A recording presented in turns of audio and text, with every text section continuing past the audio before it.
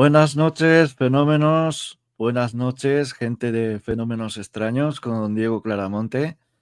Bienvenidos una noche más a este nuestro canal, nuestra familia. Y hoy, tras muchas peticiones que nos habéis hecho, sobre todo en las encuestas, volvemos con el tema paranormal y además con un tema que yo sé que a muchos de vosotros os gusta y es el tema de la fotografía de fantasmas. Pero hoy le vamos a dar un enfoque más científico, un enfoque más explicativo, o sea, porque viene bien tener estos conocimientos de análisis fotográfico. Además, hoy tenemos a uno de los mayores expertos de aquí de España, que el cual pues puedo decir que es amigo del canal y amigo nuestro. Y bueno, pues antes que nada voy a pasar un poco por el chat para ver quién está por aquí. Está nuestra querida Cris Muñoz, muy buenas noches. Poli García, José Manuel, Reina Zombie, buenas noches. Mónica Álvarez, también está por aquí Inés, también. Está por aquí Emilio, buenas noches también. Bueno, hay mucha gente, como siempre, ya esto empieza a volar, ya empieza a subir el chat y a ir bastante rapidito. Buenas noches también a Isabel Pagán, muy buenas noches también. Ana Cristina, buenas noches. Y bueno, hoy tenemos, como dije, vamos a presentar un libro de un gran amigo, el cual por mala suerte todavía no lo he podido recibir, pero estoy por recibirlo y en cuanto lo tenga aquí voy a enseñarlo por todos los lados, porque de verdad que para mí el trabajo de Luis lo merece. Y bueno, pues sin más preámbulos, vamos a dejar que Luis se presente. Así que muy buenas noches, Luis. Bienvenido otra vez a Fenómenos Extraños, por tercera vez ya que estás aquí. Buenas noches, Diego. Encantado de estar acá con todos los espectadores, con todos los amigos y todos los compañeros. Y gracias a ti por darme otra oportunidad más de estar en este canal amigo, ¿no? Pues un poco expresando lo que es el trabajo que llevo haciendo y un poco, como siempre digo, no intentando influir en nadie, pero tal vez sí intentando reeducar, ¿no? En este mundo del misterio y sobre todo en el tema de la fotografía, que hay muchas personas que se piensan que fotografiar lo paranormal es fácil y yo, pues, un poco con mi trabajo vengo a demostrar que no es sencillo simplemente. No, porque además es muy difícil y de hecho esto lo hablaba yo con mi compañero Luis Laguardia, que él en 35 años solo ha fotografiado 2 veces cosas extrañas. Y además una de ellas no la analizaste vos, un vídeo que te enseñé y dijiste, pues bueno, hay que darle a la duda, ¿no? De este suceso que ha pasado aquí. Y bueno, es muy difícil, es muy complicado porque se tienen que dar una serie de características físicas que luego ya iremos explicando y desarrollando para que ello suceda. Y bueno, estos días escribiste un libro que bueno, que ya llevas años creándolo, Tu pequeño hijo, ¿no? Como suelen decir los escritores, y es sobre fantasmas inmortalizados. ¿Qué te llevó a escribir este libro, este pequeño hijito tuyo ya? ¿Qué te llevó a querer realizar este libro?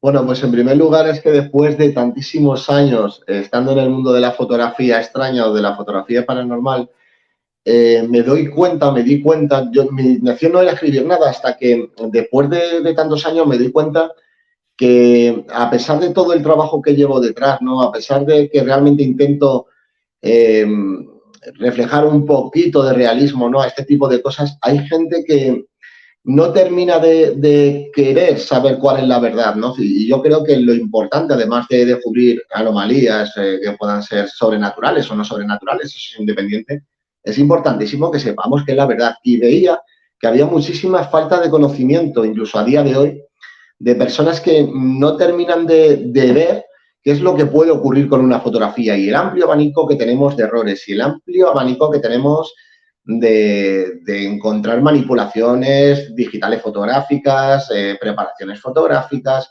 y hay un montón de conceptos que además descubrí que eran muy desconocidos todavía en la península. Y yo dije, yo creo que es el momento de escribir un libro y rescatar todas esas fotografías desde que comienzan. Además, es un libro que hace, desde un punto de vista histórico y técnico, hace un abanico desde el principio, digamos, desde esa fotografía espírita de mediados del siglo XIX, principios del siglo XX, tocando también algo de fotografía ufológica, así muy tenuemente, y algo de creepypasta y de criptozoología, y terminando a partir del año 2000 en fotografía moderna o fotografía digital, un poco para reflejar, pues con más de 90 documentos gráficos, hay más de 90 fotografías, que algunas son muy conocidas, muy famosas y otras tremendamente desconocidas porque no están en ningún lado, y que, oye, poder un poquito arrojar esa luz, ¿no? Que haya personas que realmente necesiten saber qué es lo que ocurre con las fotografías. Es un libro, Diego, que yo digo que está escrito desde un punto de vista un tanto crítico,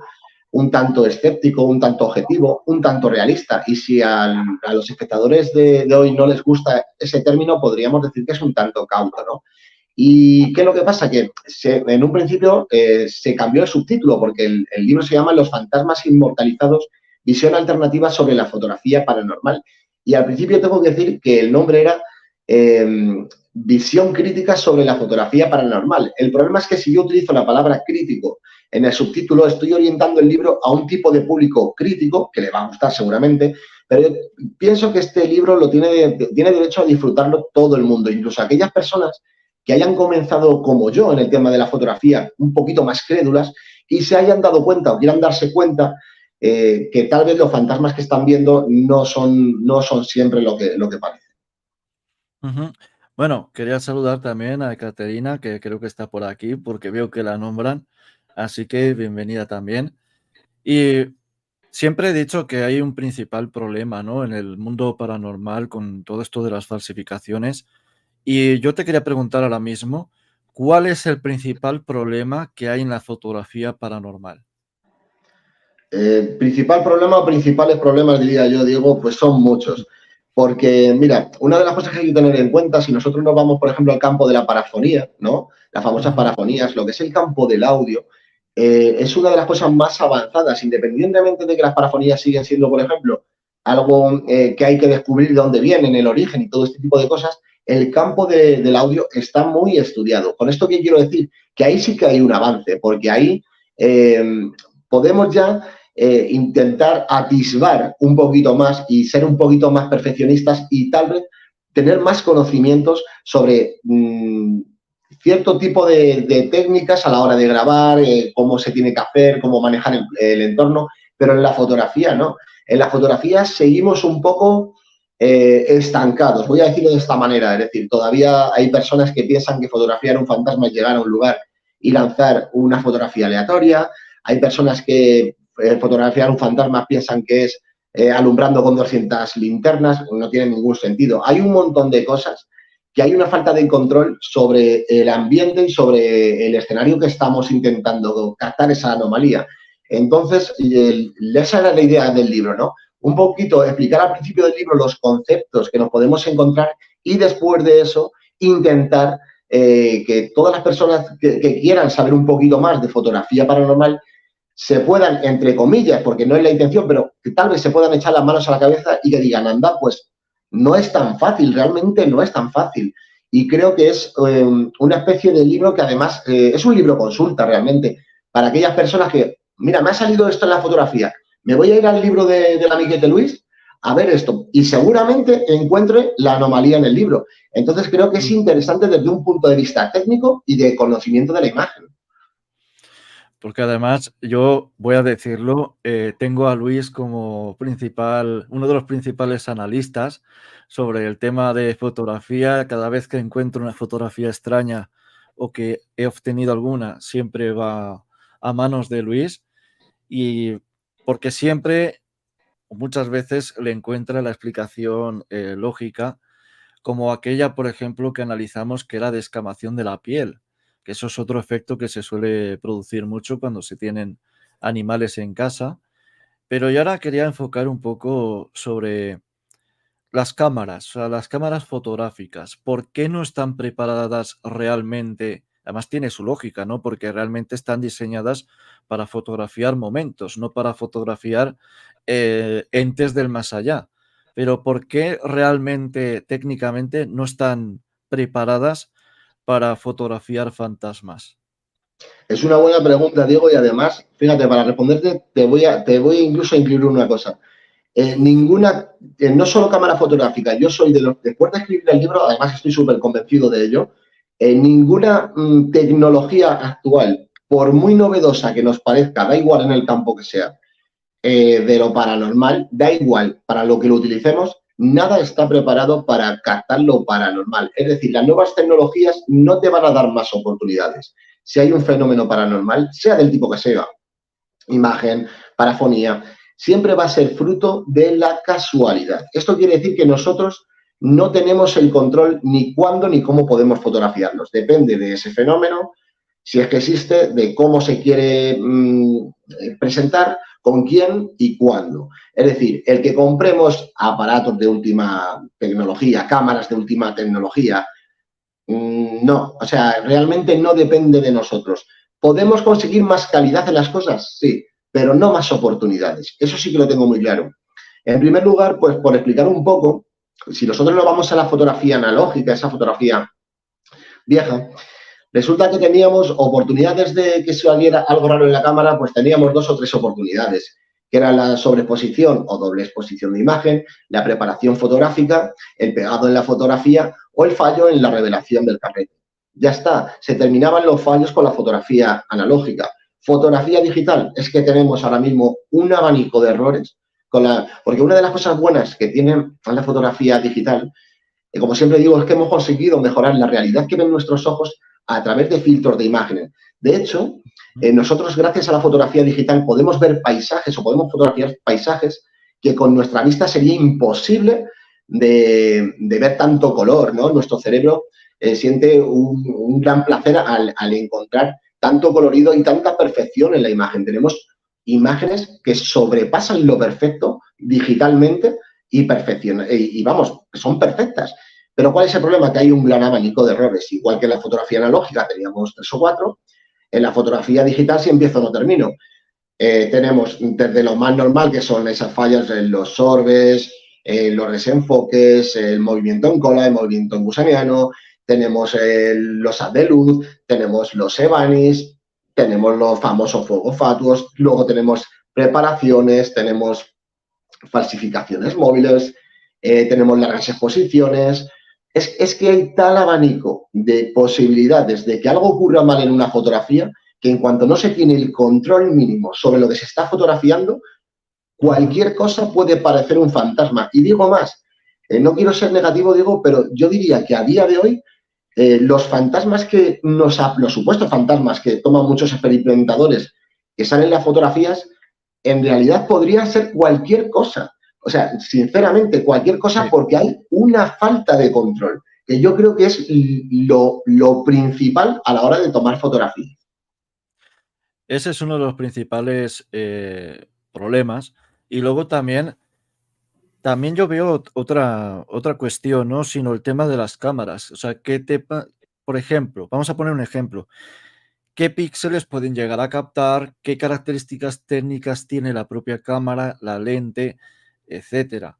Porque a mí me pasó, por ejemplo, a modo un poco anecdótico, que en Belchite me salió como una especie de bola de energía, pero yo realmente dudé, ¿no? De si era algo realmente extraño, ¿no? Y luego resulta que era una mosca que se había posicionado frente a la lente y eso unido a que estaba puesto el flash, pues había creado como una especie de bola gigante que realmente no era nada extraño, sino que era un maldito bicho que se había metido ahí y ya está. Y lo analizamos además con nuestros amigos, con Henry Gellenser y compañía y Jorge Umía.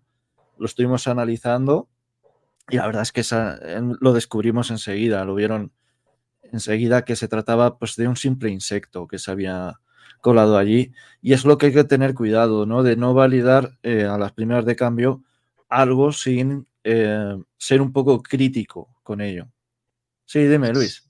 Sí, y aparte hay que tener en cuenta varias cosas, no solo en fotografía, no solo con nuestras cámaras de nuestros teléfonos móviles que dan muchos errores además por tener ese formato comprimido, sino que además, por ejemplo, se han puesto mucho de moda las cámaras caza, ¿no? Esas cámaras que colocan los cazadores y los naturalistas en árboles para vigilar la fauna del lugar, para estar de noche con esa cámara y que no molesta a los animales, ¿no? Y hay muchas de esas cámaras que se sostiene que pillan el amplio espectro, es decir, el espectro completo de de la fotografía o de los vídeos. Y tengo que decir una cosa también respecto a este tipo de cámaras. No existe ninguna cámara a nivel usuario que coja el 100% del espectro completo. Eso es mentira.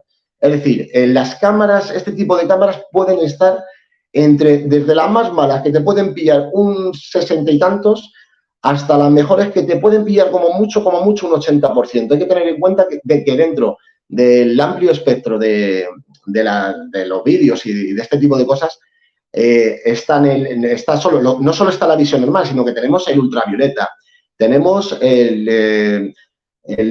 ¿cómo se llama? Espérate que tengo aquí la chuleta, pues son tantísimas cosas. Sí, mira, por ejemplo, las cámaras fotográficas normales, las normales, son sensibles entre 50 y 1050 nanómetros. Incluyen las de amplio espectro, el ultravioleta, el visible y el infrarrojo cercano. Es decir, un filtro de corte interno bloquea la luz ultravioleta aproximadamente a 700 nanómetros, que son los infrarrojos. Es decir, lo que estamos hablando, Diego, ahora mismo es que en cuanto colocamos una cámara de esas de caza en un árbol y algo pasa demasiado cerca, lo que vamos a obtener es un quemado en la fotografía. Si ese quemado de la fotografía encima, por cercanía, hace una figura extraña y no sabemos interpretar qué es esa figura, pues ya la estamos liando, ya estamos a lo mejor interpretando que tenemos algo paranormal. Entonces, ¿yo qué dirías sobre este tipo de cámaras caza? Que no son fiables. Que no son fiables, ¿por qué? Porque primero, tienen un formato súper comprimido, lo que es la calidad de la imagen no es buena, no suele ser buena. Y segundo, por cercanía, lo que dices tú, una mosca. Automáticamente una mosca te puede traer confusiones. Entonces, si se sabe muy bien lo que se está manejando, adelante, pero yo no creo que sea fácil captar algo paranormal con ese tipo de cámaras. Yo solo me ha pasado una vez y yo creo que ya vale. Y la mayoría de las veces pues son bolitas que se ven, pero que bueno, que son polvo o es humedad. También hay que ver que Zaragoza es una ciudad también en parte algo húmeda. Entonces hay que tener eso muy en cuenta, sobre todo si investigas cercano al Ebro, que hay muchísima humedad y te van a salir para las grabaciones, sobre todo con cámaras infrarrojas, te van a salir mogollón de bolas que son realmente la humedad, ¿no? del ambiente de la zona del Ebro. Y es lo que pasa. Y a mí me pasó, no me pasó exactamente con una cámara infrarroja aquella vez que lo analicé, sino que me pasó con la grabación del móvil, precisamente, porque la cámara infrarroja se me había descargado por completo, se me había apagado directamente y no hubo manera de volverla a encender. La de Luis tampoco hubo manera de encenderla, o sea, no hubo manera. Y fue con el flash del móvil y digo, a partir de ahora flash cero. O sea, a partir de ahora flash quitado, porque esos luego también te puede emitir reflejos. Es lo que hablábamos mucho también con Gustav Soldek o Soldevilla, de Buscadores de lo Inaudible, sobre el tema de que pueden haber pequeños cristales, pequeños vidrios en los lugares, sobre todo si han habido ventanas recientes, que pueden emitir ciertos reflejos, aunque tú no lo veas por muy pequeño que sea el cristal. Y eso pasa, eso sucede. Y bueno, ¿qué te parece si ya vamos entrando un poco ya en materia? Y te voy a decir antes una pregunta que creo que te la habrán hecho mucho. ¿Cuál es la diferencia a la hora de analizar una foto antigua con una foto digital? O sea, ¿qué factores hay que tener en cuenta? Porque supongo que para la digital es los metadatos, es lo primero que habrá que mirar. Pero para las antiguas, ¿qué hay que mirar y qué diferencias tienen con las digitales? Con las más nuevas, vamos. Sí, en primer lugar, lo que es analizar una fotografía antigua siempre va a ser más sencillo que una digital, pero 200.000 veces porque no tienes una digitalización de imagen. Es decir, la fotografía ocurre como ocurría con las viejas grabadoras digitales de audio. Lo que se recogía físico. No había una transformación en unos y en ceros, y en saltos de columna y en códigos de texto, ¿no? Que luego haya que interpretar o ver firmas digitales de la cámara para saber si es correcta o no. Lo que necesitaríamos para poder analizar bien una fotografía analógica sería tener una copia original de la misma fotografía. Sería más que suficiente o incluso si pudiera ser el negativo. Con eso sería más que suficiente y ya te digo, sería súper sencillo. ¿Qué es lo malo? Que la fotografía analógica lamentablemente tiene menos calidad que la fotografía digital. Entonces también está ese contrapunto, ¿no? Que es cierto que hay cosas que podrían ser más interpretativas. Para mí es más sencillo una fotografía analógica que una fotografía digital, porque al final la fotografía digital, como digo, es todo informática, es todo la interpretación de los píxeles, su colocación, la verificación de la firma digital de las cámaras fotográficas o de vídeo. No es que sea más difícil, al final es un poquito más tedioso porque tienes que hacer más cosas simplemente y que lógicamente es más fácil que te la cuelen con la fotografía moderna que con la fotografía analógica, desde luego.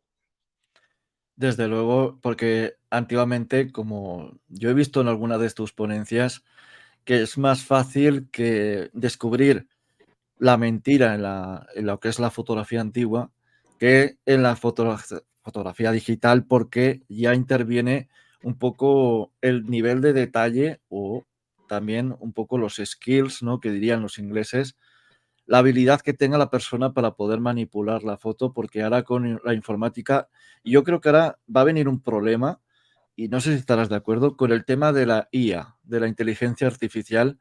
Va a haber un problema, ya lo está viendo, de hecho, en el mundo ufológico. Yo creo que va a haber problemas en ese sentido de que van a aparecer fotos aparentemente fantasmales, paranormales, pero que en realidad van a estar creadas sobre la IA.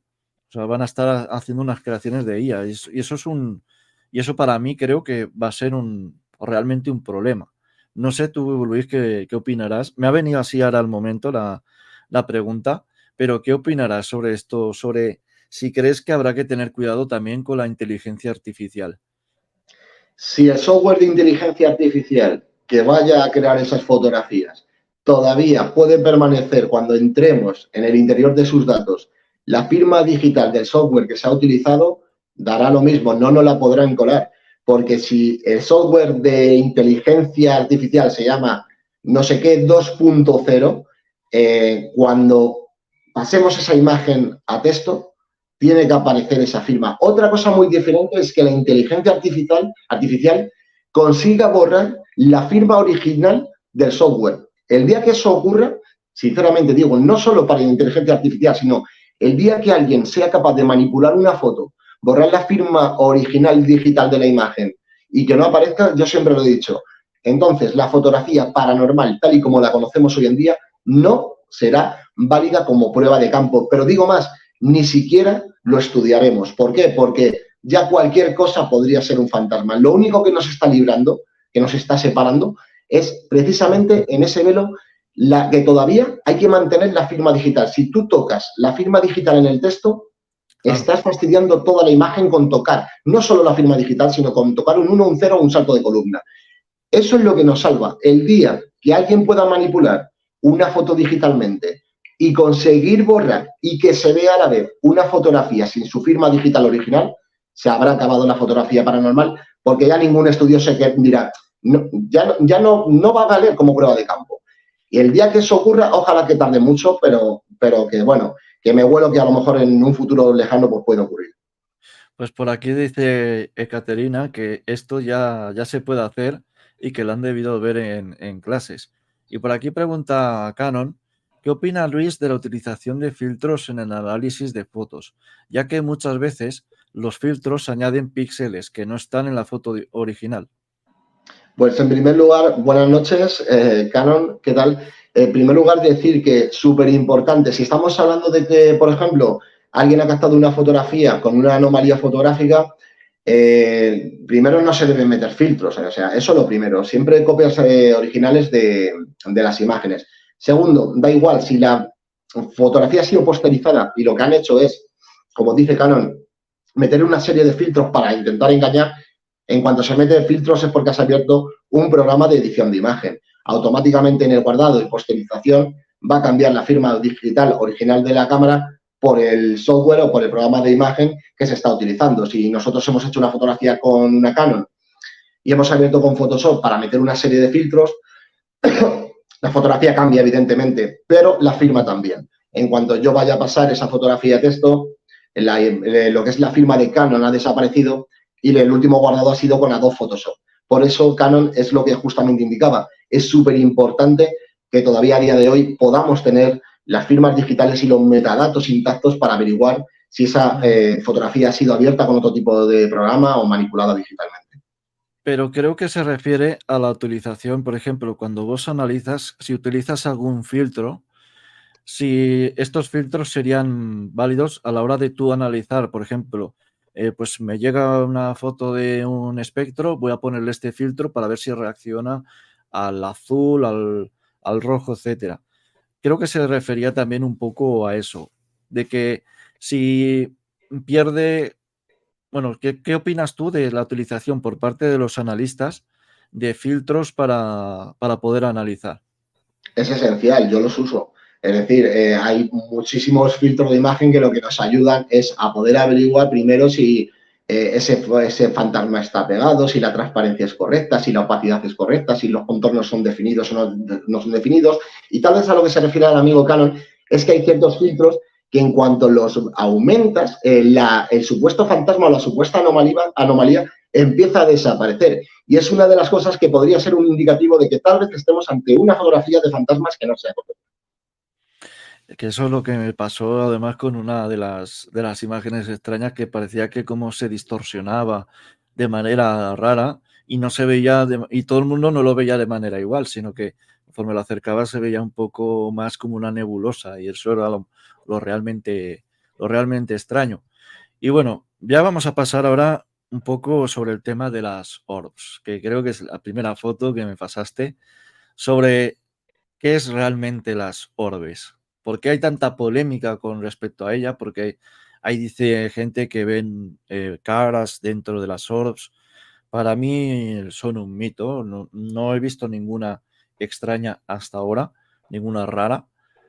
Por ahora, veremos a ver en un futuro, pero vamos a pasar ya con la primera fotografía, si te parece, Luis, con esta que me dijiste sobre el tema de las orbes, esas esferas que salen las fotografías digitales.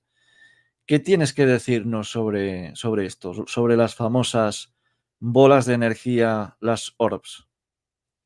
Pues a mí me lo va a decir que ni bolas de energía ni nada que se le parezca. Yo personalmente, a ver, después de tantísimos años y con mi mujer Ainara lo hemos experimentado de todo tipo, hemos sacado orbes artificiales jugando con diferentes juegos de luces y yo jamás he conseguido nada que no pueda explicar. Para mí un orbe no deja de ser, lamentablemente, una de las anomalías o uno de los fallos que tienen las cámaras digitales. Tenemos orbes de varios tipos. Este que tenemos en pantalla, para todos los espectadores que no conozcan lo que es un orbe de luz, es decir, alguien con un foco cercano en la oscuridad ha disparado el flash y lo que nos está devolviendo es esa reflexión de luz del flash, del foco, de lo que sea. Son fácilmente identificables porque podemos ver que tienen un núcleo interior, una aureola que rodea el núcleo y otra aureola que rodea la membrana que es más exterior. Y además luego podemos ver una especie de gránulos que sería la radiación, ¿vale?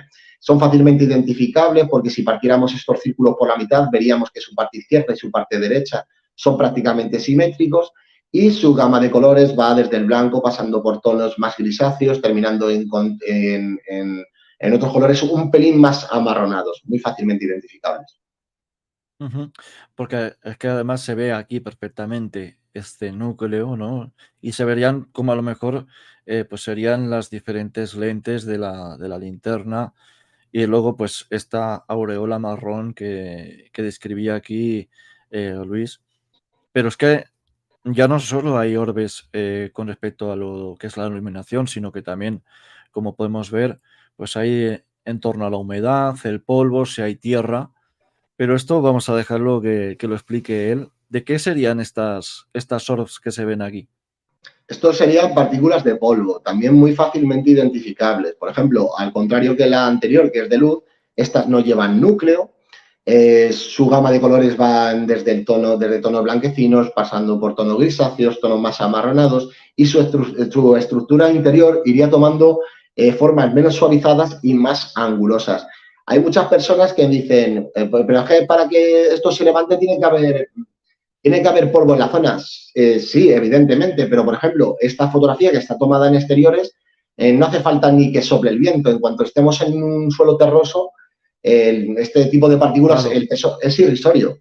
Entonces, esto se levanta enseguida, ¿no?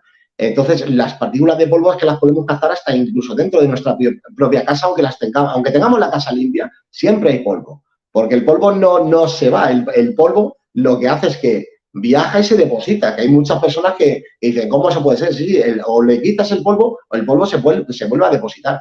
Entonces, esto es un ejemplo de partículas de polvo que además son las que más dicen, claro, que me han salido orbes, es que hay energías en el lugar. No hay ninguna energía, es polvo. Es simplemente que hay mucha tierra o que, por ejemplo, pues hay polvo y además en los lugares abandonados eso está por doquier. Todo lo que vamos allá a investigar, pues lo sabemos perfectamente de que hay muchos, que hay, bueno, que hay diferentes pues tipos, bueno, hay tierra, como decía, polvo también, puede haber humedad, un montón de cosas. Y por aquí vemos otro caso también de otro ejemplo, ¿no? De lo que sería este polvo, ¿no? Suspensión de que hay. Y no solo, y además voy a decir lo siguiente, aunque nosotros no notemos algunas pequeñas brisas, eso no significa que no haya brisas que puedan mover estas partículas. Las hay desde luego, y son fácilmente pues captables desde luego. ¿Este de qué sería? También sería de polvo, ¿no? Este también, bueno, sería de tierra, ¿no? Este también.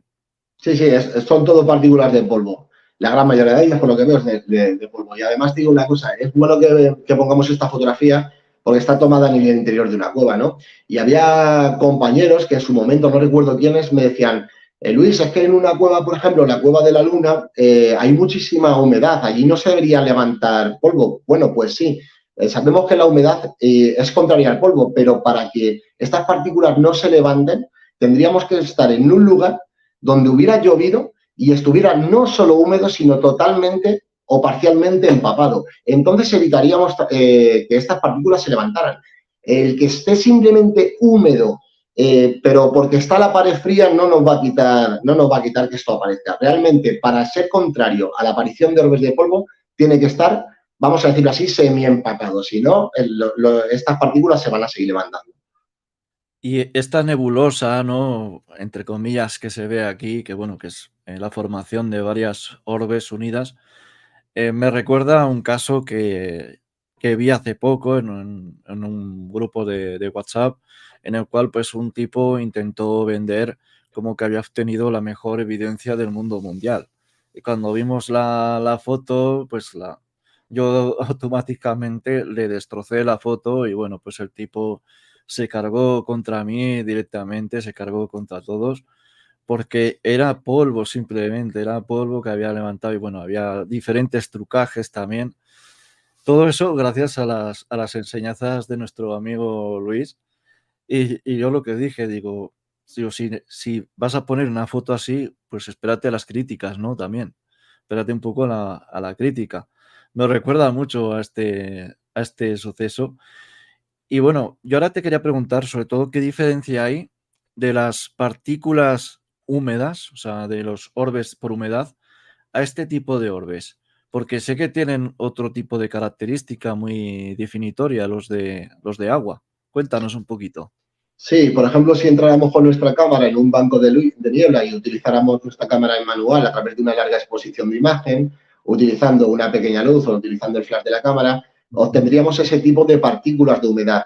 Son parecidas, entre comillas, a las partículas de polvo, quitando un par de matices. La primera es que la gama de colores de las partículas de humedad van desde el blanco, pasando por tonos grisáceos y terminando en tonos más azulados. Y la segunda diferencia importante es que la estructura de las partículas de humedad es mucho más suavizada que esta. Esto es, no sé cómo definirlo, para que todos me entiendan, estas partículas de polvo son como más feas, ¿vale?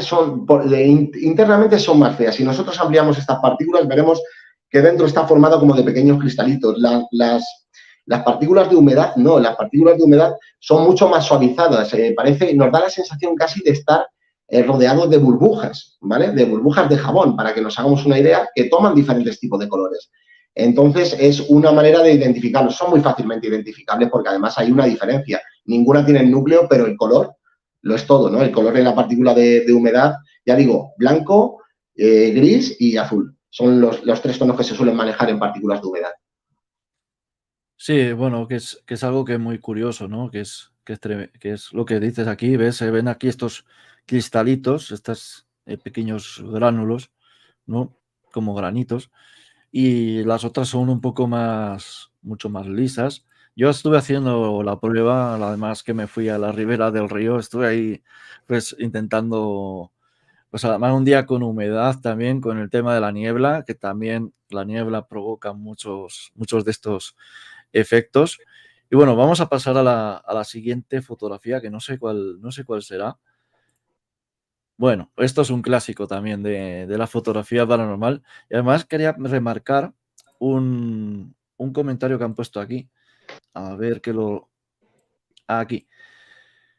Lo otro que no muchos investigadores se preocupan es de limpiar las lentes o los filtros UV de protección de las lentes. Eso cierto, es verdad.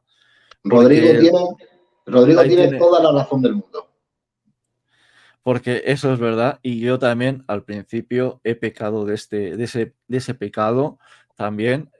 Nos pasa a todos alguna vez, de vez en cuando, y siempre yo, desde hace ya mucho tiempo, lo primero que hago es pasarle un pañito a las lentes antes de salir a investigar, porque luego uno nunca sabe lo que puede salir por ahí. A lo mejor es algo que tienes en la lente y luego capaz que si lo muestras en directo en algún canal, pues te llamen guarro directamente. Te llamen guarro. Y bueno, esto es un clásico, ¿no? Esto es un verdadero clásico, el tema del humo, el halo. O sea, esto pasa mucho aquí en Zaragoza en invierno. Ese halo que sale, que además se ve. Esto habla mucho también de que mucha gente al ver este halo dicen que hay algo paranormal, pero no, nada que ver, ¿verdad, Luis? Sí, vamos a indicar para todos los espectadores que la fotografía que tenemos aquí no es de vaho, sino es el humo de un cigarrillo. Es que hay diferencias. Es fácilmente identificable. Por ejemplo, los norteamericanos, con las primeras fotografías, como es el caso de los que salían en fotografía analógica de los años 90, te solían vender que este tipo de nebulosas eran algo fantasmagórico, ¿no? Y aquí el ejemplo es que es ideal. Lo que tenemos es una persona que está fumando muy cerca de la lente de la cámara. Incluso diría que por el tipo de condensación de humo sería el propio fotógrafo el que está fumando al lado de la cámara. Esto yo lo llamo sacrilegio fotográfico. ¿Por qué? Porque este hombre entiendo que lo ha hecho a propósito para intentar sacar la nebulosa y vender un fantasmita. Pero siempre digo una cosa, ¿qué es lo que ocurre si detrás de la nebulosa realmente aparece algo? Ya la fotografía no vale, Diego, ¿por qué? Porque has hecho el gracioso y has estropeado la fotografía intentando falsificarla. Es decir, si realmente aparece algo en esta fotografía con el humo, queda totalmente invalidada. Y es una pena. Es una pena que la gente haga este tipo de cosas. Esto es humo de cigarrillo, fácilmente identificable porque el tono es suavizado y su gama de colores va desde el gris, pasando por tonos amarronados y terminando también en tonos más blanquecinos. Y muchas veces se forman, como bien has indicado, Diego, ese tipo de paridorias a través del humo de un cigarrillo.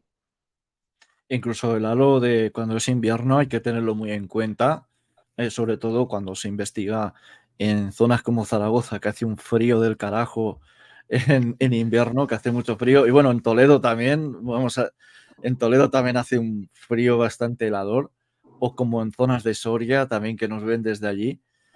Pues que esto hay que tenerlo en cuenta, que ese halo de nuestra propia respiración también puede provocar algún tipo de efecto así, pero claro, tiene otra característica, ¿no? ¿Cuál característica tendría, por ejemplo, si fuera el halo de una persona? O sea, el propio, lo que respira. Creo, Bueno, si no me lo que equivoco, expulsa, lo que expulsa más bien, sería lo que expulsa. sí, creo que he metido una foto de un ejemplo. Si lo pueden mirar, no estoy muy seguro si he metido la foto del ejemplo. Esa es, Esta ahí lo sería. tienes.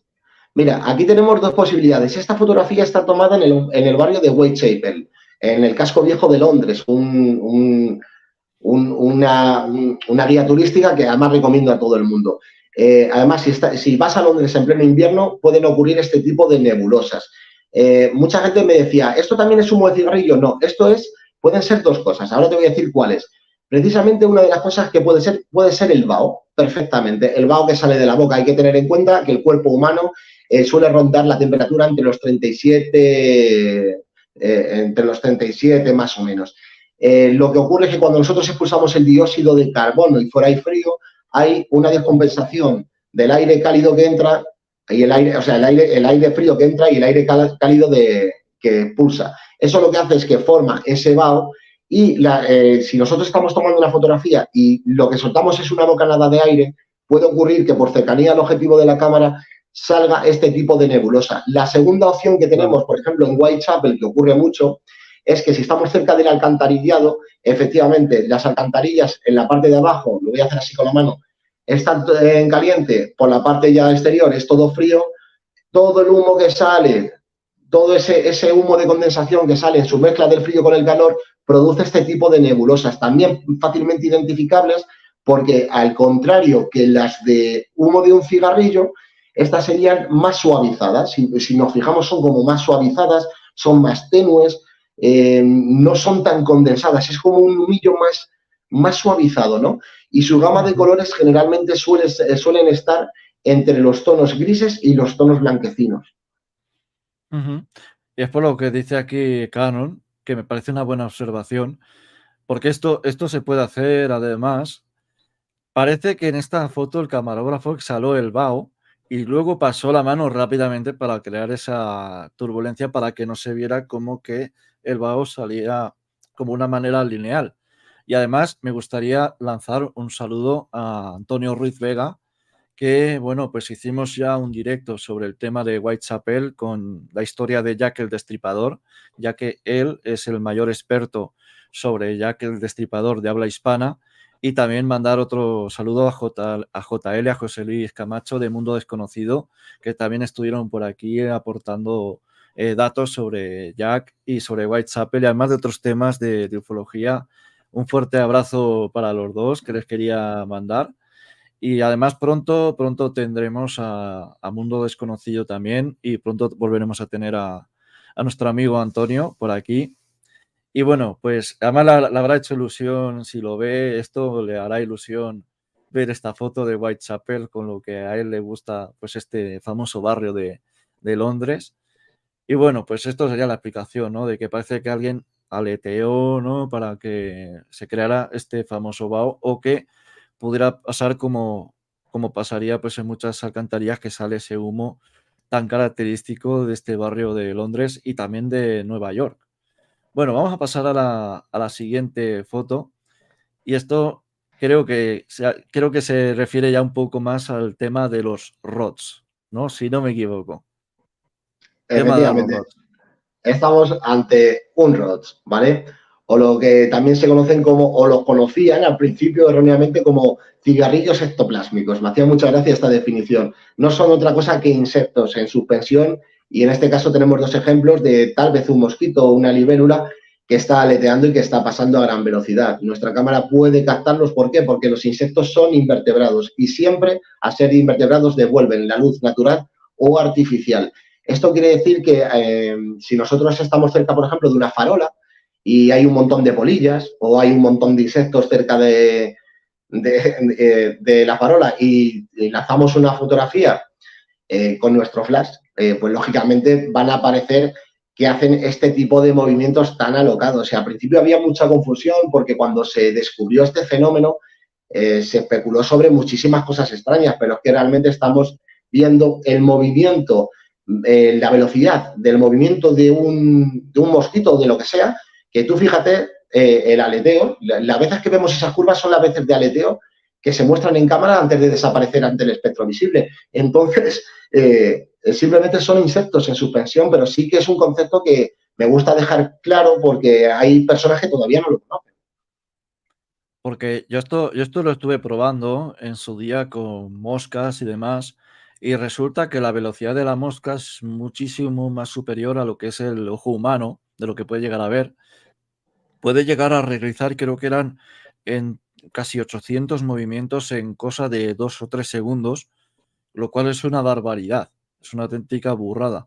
Entonces, claro, Esto parece ser que es el aleteo, ¿no? Sería aquí las alas y ver un poco el movimiento que hacía el insecto. Es lo que se ve aquí claramente y debido a la velocidad que alcanzan, pues el espectro, lo que es la lente no lo ha podido alcanzar bien y por eso se ve como esa lineal. Es lo mismo que conforme, si tú pasas la mano así rápido y haces una foto, se ve borrosa. Pues esto sería exactamente la misma, ¿no? La misma explicación. Se vería borroso, pero viendo las alas de esta manera. Bueno, vamos a pasar un poco a la siguiente, a ver. Esto es algo curioso. Cuéntanos un poquito, Luis. Sí, es un concepto que yo pensaba que se conocía algo más en la península, pero todavía bastante desconocido. Son los llamados EVANIs. El EVANI es un concepto estadounidense que hizo alusión por primera vez, vamos a ver, la palabra EVANI podríamos traducir al español, o sea, lo que son las siglas, algo parecido como fenómenos físicos anómalos aéreos. Más o menos sería algo así. Al principio, cuando se captaron las primeras fotografías de este tipo de gusanos o de serpientes, decían que eran, se especulaba de todo, que eran visitantes de otros mundos, que eran dragones, que eran hadas.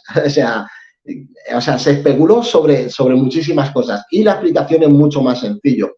Resulta que tenemos ropa sintética con poliéster, con nylon, estos elementos, por ejemplo, un jersey que tenga este tipo de elementos que cuando estamos tomando ciertas fotografías, si se desprenden esas fibras, tendríamos los EVANIs, es decir, tomado con el flash de una cámara, en las fibras sintéticas, como digo, dos ejemplos, nylon y poliéster, nos devuelven la reflexión del flash al objetivo de la cámara y se crean estas serpientes. Otra opción sería, que también se barajó, porque claro, el problema está que el EVANI hubo un error de interpretación porque las personas decían cuando la sacaban que tenían que ser gigantescos en distancia, pero es que había un error en el cálculo, no es que fueran gigantescos, sino que estaban cerca del objetivo de la cámara. Y muchas personas la interpretación que hacían, Diego, es decir, es que yo he tomado esta fotografía al cielo, ahí no había nada y ha aparecido esto. Tenía que ser gigantesco y yo no lo he visto. No, no lo has visto porque es una fibra que es irrisoria a tu vista y la fibra estaba cayendo justo por delante del objetivo de la cámara. La segunda opción para que aparezcan los EVANIs es que, por ejemplo, parece muy alocado y muy difícil, pero puede ser. Hay una fiesta de cumpleaños que están celebrando en un patio unos niños un cumpleaños. Los cordones de los globos, los cordones de las guirnaldas, todo ese tipo de cosas puede crear estos EVANIs. Esas cuerdas tan finitas pueden crear este tipo de fotografías. Entonces es bueno para todos los espectadores que algún día saquen este tipo de gusanos o de serpientes voladoras que sepan que seguramente tiene que ver con su ropa.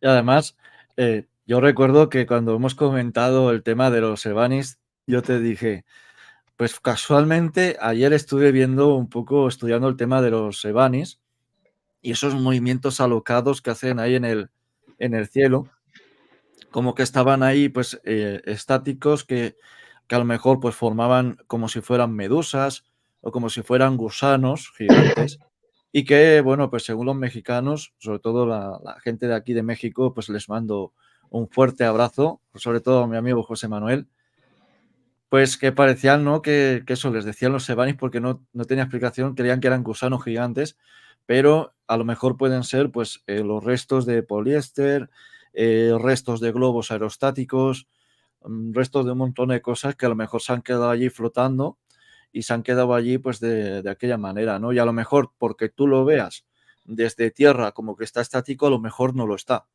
A lo mejor está subiendo y tú no lo ves. O sea, a lo mejor por la percepción visual no se puede ver. Y bueno, por aquí decía Eka, pues parecen parásitos y, y es verdad, parecen que sean aquí pues como gusanos subatómicos. Y bueno, vamos a pasar a la siguiente, aunque tengo un montón de preguntas que me están surgiendo, pero luego te las voy a hacer. Vamos a pasar a esta, la siguiente. La típica pareidolia. Eso es. Pareidolia del tipo circunstancial. Me la enviaron desde los Estados Unidos durante la celebración de la famosa fiesta de Halloween. Le habían colocado unas cortinas, habían descolgado uno de los agujerillos y entonces lo que podemos ver es una especie de rostro que está como asombrado, posiblemente femenino. La parte del medio, ese hueco en medio nos haría la interpretación de la nariz, la boca en la parte inferior dos pómulos, dos ojos muy abiertos y luego además pues tenemos una araña que es de plástico que está subiendo hacia el rostro. Pareidolia circunstancial, ¿por qué se llama circunstancial? Perdón, no circunstancial, que me voy. Pareidolia no circunstancial. Se llama no circunstancial aquella pareidolia que es física. Una pareidolia, en primer lugar, es la interpretación que hace nuestro cerebro ante una situación que nos resulta familiar. Desde que nacemos, desde muy pequeños, cuando un niño abre los ojos por primera vez, lo primero que ve es el rostro de su papá o de su mamá.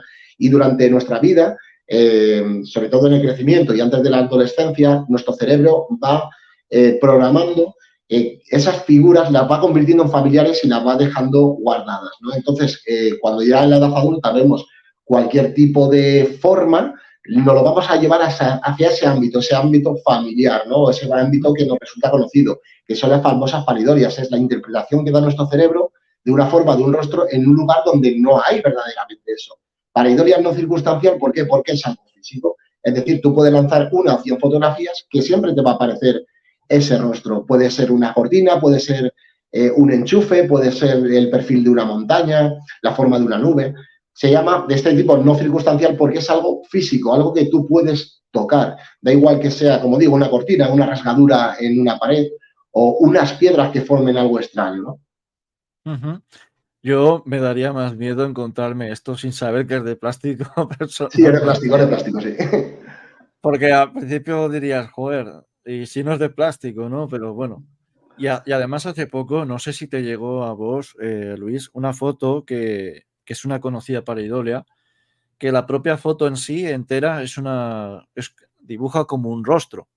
Y es muy extraño porque se ha hecho bastante famosa. Luego te la pasaré esta fotografía.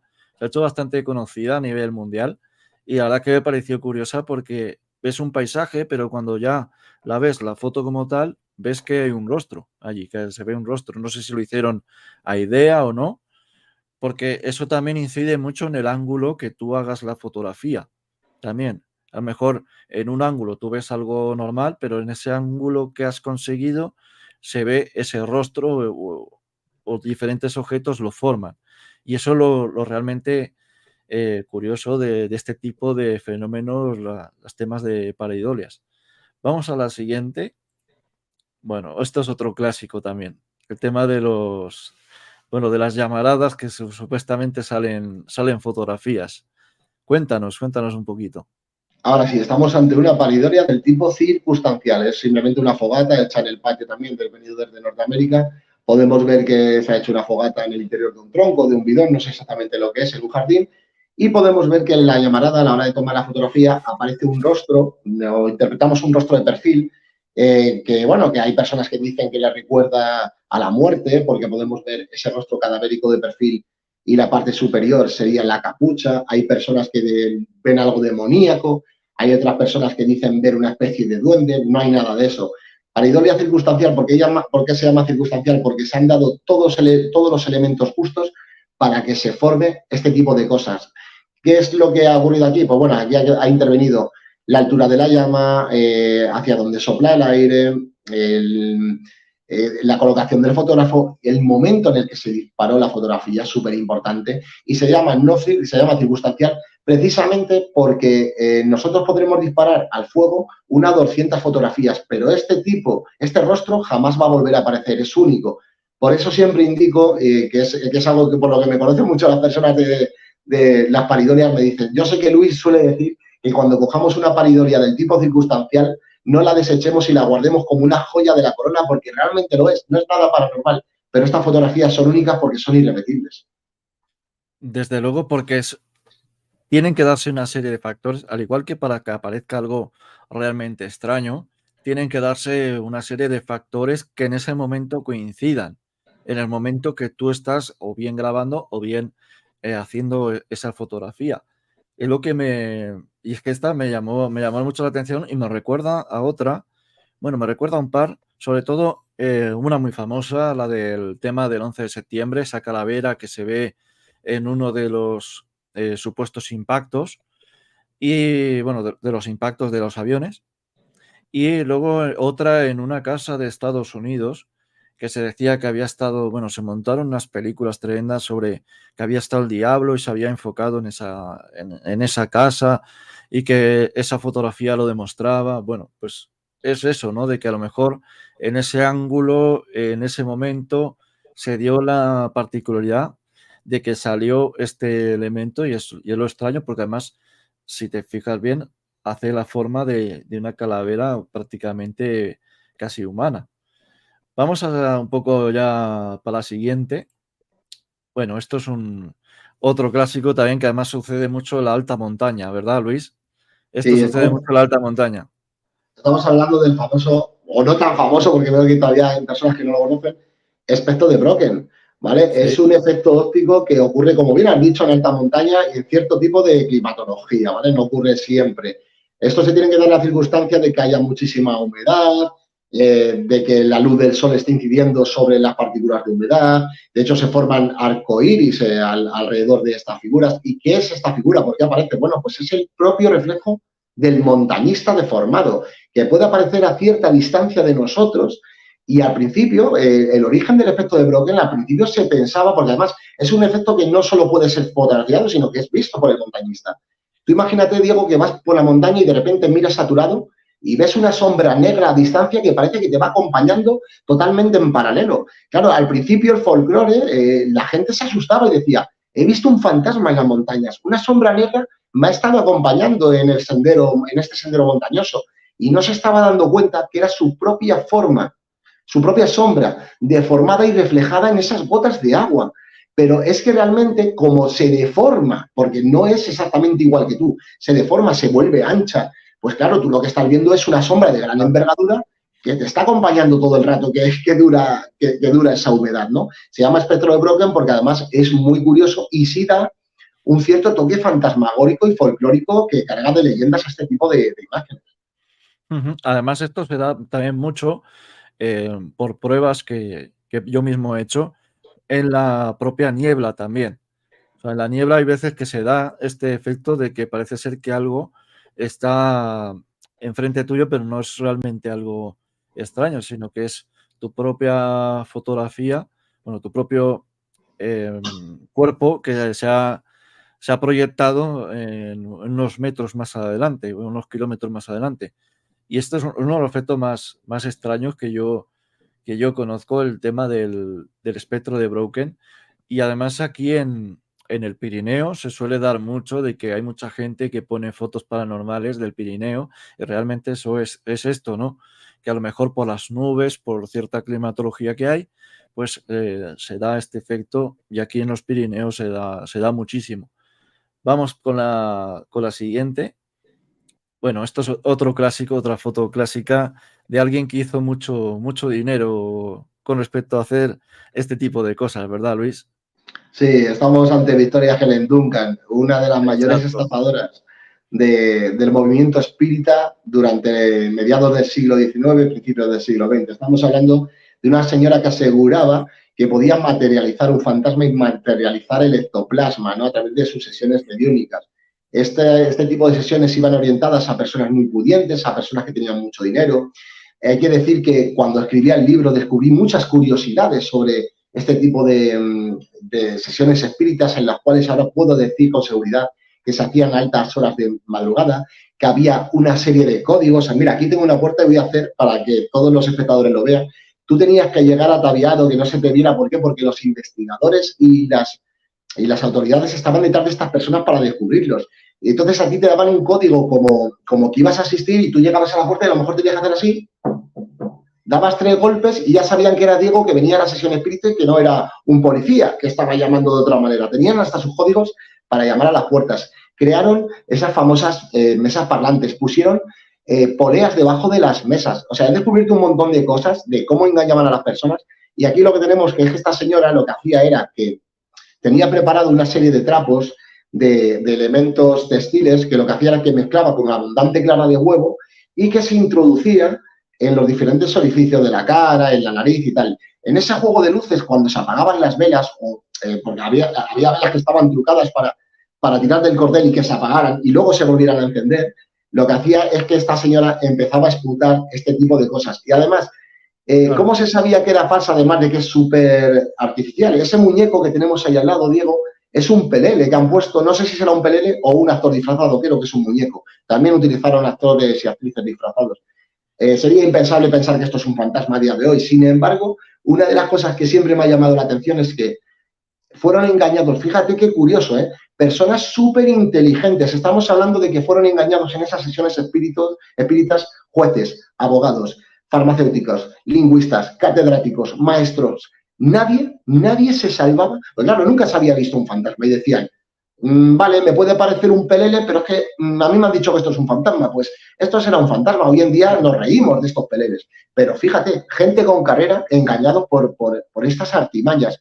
Y ya para concluir hay que decir que Victoria Helen Duncan, una de las cosas que yo he descubierto escribiendo el libro, lo que hacía la jodida, y perdona que utilice esta palabra, era que le decía a los asistentes que, por favor, una vez que salga el ectoplasma, no lo toquéis, porque si tocáis el ectoplasma se pierde la conexión con el más allá. Pero qué curioso, Diego, a ver qué te parece, qué curioso que el asistente no lo podía tocar, pero los ayudantes de ella llegaban y cuando ya estaba todo el ectoplasma en el suelo lo recogían y se lo llevaban detrás de las cortinas. Es decir, tú fíjate la incongruencia de lo que son las cosas. Tú no puedes como asistente tocar esos trapos, pero el ayudante sí los retira del medio. Son cosas muy curiosas, pero sin embargo, fíjate cómo engañaban a las personas. bueno, un pelele, que lo preguntan por aquí, sería pues una forma humana de paja o trapos, como si fuera un muñequito, que es lo que marcamos aquí, el muñeco como si fuera el pelele. Y además, esto te lo dije hace ya, creo que ayer, sobre que me recordaba mucho al experimento Philip y que deberías probarlo, Luis. Sé que no lo has probado o no conocías eh, sobre este experimento, no hablaremos de él, pero yo te recomiendo que lo pruebes. Incluso estoy buscando gente que quiera probarlo conmigo, el experimento Philip, para ver si esos ectoplasmas que decían antes Canon Lucas, que creo que lo han nombrado aquí, dicho experimento, sobre esos ectoplasmas sí podrían surgir. Sería muy interesante y ver qué nos puede aportar, ¿verdad, Luis? A ver qué puede aportar este experimento, a ver qué nos puede decir de si, bueno, pues si nuestra mente también interfiere y la fotografía lo evidencia. Bueno, Sí, vamos a con el siguiente. Sí, dime. sí, que te iba a decir que yo el experimento Philip lo estamos probando en el equipo, pero lo estamos probando desde un punto de vista parafónico, ¿vale? No de imagen, es decir, hemos creado una historia en cierto despoblado y estamos de manera técnica intentando experimentar a ver si la mente puede influir en algo para que se capten diferentes tipos de fenómenos. Pero como imagen, la verdad es que no se me había ocurrido y es una buena idea. Sí, porque además ellos lo que hacían va un poco ligado a la teoría de los egregores, que también hemos hablado mucho largo y extendido aquí, sobre la creación de liberaciones de energía mental que, bueno, serían a lo mejor esos ectoplasmas, lo que fuese, y que esas energías o eso que se forma es como que interactúa. Iría un poco ligado, esto lo consulté mucho con José Antonio Caravaca, al tema de la distorsión, y aunque él me dijo que se parecían en muchos puntos, no es realmente lo mismo. Bueno, es que es un tema muy... Llevo profundizando mucho en el tema del experimento y llevo la idea de realizarlo a nivel fotográfico, a nivel también de psicofónico, a ver si se crean estos egregores, a ver qué pasa, qué sucede y qué es lo que me puede aportar a mí de conocimiento con respecto al tema paranormal y ver cuánto interfiere la mente, bueno, nuestra psique, si es un 80-90%, inclusive superior, qué es lo que interfiere. Así que si algún voluntario quiere meterse por aquí, aquí tenéis un servidor de Zaragoza que lo quiere realizar. Así que si algún voluntario del chat lo queréis llevar a cabo también, yo pues podéis poner en contacto conmigo y podemos hacer algo de este experimento, hacer una quedada y hacer una historia, ¿no? A ver, crear esa historia y ver qué puede surgir, qué puede pasar, a ver si luego eso que vamos creando pues va interfiriendo con nosotros. Y bueno, ahora vamos ya hablando de esta fotografía, que es muy, muy extraña también, porque se ve como una especie de nebulosa, pero no sé si será eso lo extraño. Así que cuéntanos, Luis. No, estamos ante la fotografía, la famosa fotografía de Madame V. Además, la copia que tienes tú ahora mismo que te he pasado, te diría, Diego, que la guardes. ¿Por qué? Porque por fin, después de muchos años, la he podido conseguir en una calidad, aunque sea una fotografía de viejas de fantasmas, pero en una calidad que no está en la web. Por fin, después de mucho, mucho tiempo, he conseguido poder ver lo que había al fondo de esa fotografía, porque la fotografía que tienen todos los espectadores en la web, las dos fotografías del supuesto fantasma, se ven totalmente ennegrecidas, se ven fatal, y esta sí que tiene por fin una calidad que no se encuentra en la web, así que yo te diría que la guardaras porque es curiosa. Nos tenemos que trasladar al 7 de julio del año 1955, si mal no recuerdo, cuando una señora de la alta sociedad francesa se ve en la obligación de ponerse un seudónimo, Madame V, para que no se la relacione con este tipo de eventos. Hoy ya sabemos cuál es el nombre y a lo que se dedicaba esta señora, luego lo puedo decir sin ningún problema. Y mientras escribía el libro, pues bueno, no había nada nuevo sobre el terreno, exceptuando una cosa que luego comentaré. Esta señora llega con sus dos hijos, James y Gastón, también son seudónimos, a lo que le llaman el Priorato, una antigua mansión que fue una especie de santuario de monjes y que fue pues desolada durante la Revolución Francesa, ¿no? Fueron atacados los monjes y la gran mayoría de ellos ejecutados. Esta señora un día está durmiendo y, bueno, pues ve que se abre una puerta y aparece esta figura que dice que es muy alta, de más de 2 metros, que va ensotanada, que parece que siempre va, que la envuelve con una especie de neblina y además la puede llegar a escuchar como por susurros, ¿no? Esta figura suele llegar a la habitación, al dormitorio, se pone de rodillas en una chimenea y se pone a rezar. Claro, al principio ella pensaba que podía haber sido una alucinación, pero es que una semana después esta figura vuelve a hacer su aparición, ¿no? Y justamente cuando termina de hacer esos rezos que duran hasta más de 10 minutos, esa figura se levanta y desaparece por una pared, ¿no? Al final contacta con un famoso amigo suyo parapsicólogo y este le dice que tiene que intentar fotografiarlo. Entonces son sus dos hijos quienes consiguen fotografiar al fantasma, a este fantasma del monje, hasta en 2 ocasiones. Aquí tenéis una de ellas en más o menos buena calidad. Y, bueno, pues realmente al final Madame V pierde el miedo a este fantasma y llega incluso a tocarlo. Se le encuentra en el rellano de unas escaleras y el día que quiere tocar ese fantasma dice que nota un frío glacial en todo el brazo que, bueno, la produce unas quemaduras que la duran entre mes y medio. Llegando septiembre de ese mismo año, el fantasma haría su última aparición y ya no se le volvería a ver, ¿no? Fue don Germán de Argumosa y Valdés, uno de los grandes desaparecidos en nuestro país, que tuvo la oportunidad de estar en el priorato y recuerdo aquella declaración que decía, ver no vi nada, pero en ocasiones no hace falta ver para saber que hay algo más. Y allí, en aquella casa, se sentía algo especial y se convertía así el fantasma de Madame V en uno de los fantasmas más prolíferos y más famosos de la Francia del último siglo. O sea, es muy extraño, ¿no? Y desde luego que voy a conservar esta foto como un tesoro. Si no es aquí en ordenador, la conservaré en el correo, aunque sea. Y bueno, por aquí debajo he puesto el libro de Luis, que lo sacó hace poquito.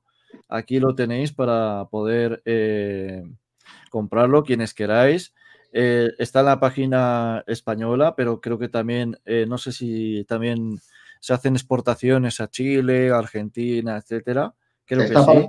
Sí, está para todo el mundo. O sea, el libro se exporta desde Amazon para todo el mundo. Pueden pedirlo desde Amazon.es, Amazon.com, Amazon UK, Amazon FR, de donde quieran lo pueden y se lo llevan, ¿eh? Perfecto, pues ya sabéis, amigos, así que los que queráis todos, pues allí lo tenéis para poder cogerlo y adquirirlo. Yo el mío está ya en camino, así que pronto me haré una fotografía con él, por supuesto, y lo voy a leer.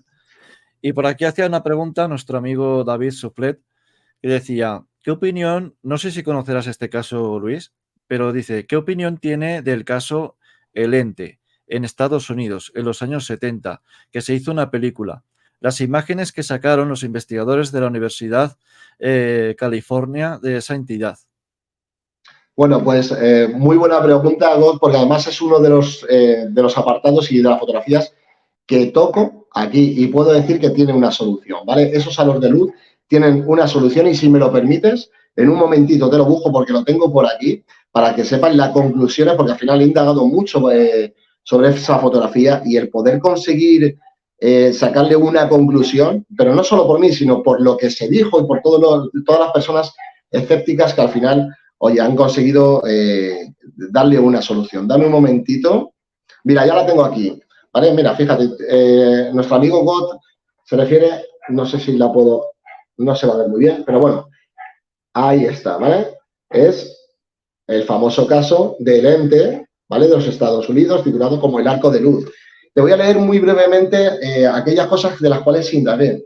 Mira, ahí, en primer lugar, la mujer que aparece en la cama, sentada, se decía que era la protagonista de esta historia, la mujer que estaba siendo violada, y hay que decir que no, lamentablemente era una de las medium que iba allí, y bueno, hay mucha mentira sobre esta fotografía. En primer lugar, se decía que se la veía como asustada, y podemos ver que lo que está haciendo esa mujer es pasar completamente del tema, no se molesta en nada. Pero permíteme que te lea directamente del libro sobre el caso. Hay un montón de incongruencias, pero vamos, para tocarte la primera cuestión, es la identidad de la mujer que aparece en estas imágenes. Muchos sitios web de temas paranormales identifican a la misma como la propia Bidler, que es la protagonista, como en esta cita de la autora de Misterio, Stacey Green, del año 2012. Gaynor también muestra las famosas Polaroid que tomó cuando Doris afirmó que la entidad estaba frente a ella. Sin embargo, esto es incorrecto.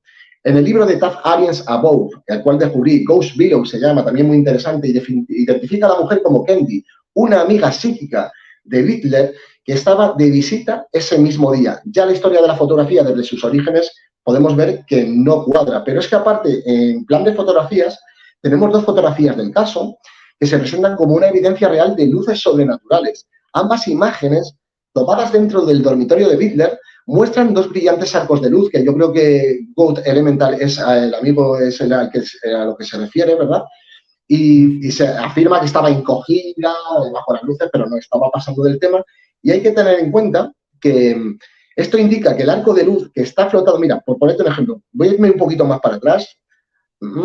Vale, Taz señala que uno de los arcos de luz cruza una esquina de 90 grados en el dormitorio, pero la luz no se dobla en la esquina, y eso es cierto, si nos fijamos, esa luz no se dobla en la esquina. Esto indica que el arco de luz está flotando en el espacio del lugar en lugar de proyectarse sobre las paredes. Taff y Gaylor coinciden en que estos arcos de luz son el resultado de luces flotantes tridimensionales que se movían demasiado rápido para velocidad. Pero si vemos y observamos muy bien la fotografía, podremos desenmascararla, ¿no? Por ejemplo, una de las cosas, a ver, que la tengo por aquí. Vale, respecto al arco de luz, la fotografía en primer lugar, la que tenemos en la web y la que tengo yo, que no he podido conseguir la fotografía original, es solo una parte de la fotografía. Es que no nos están mostrando todas las fotografías, ¿sabes?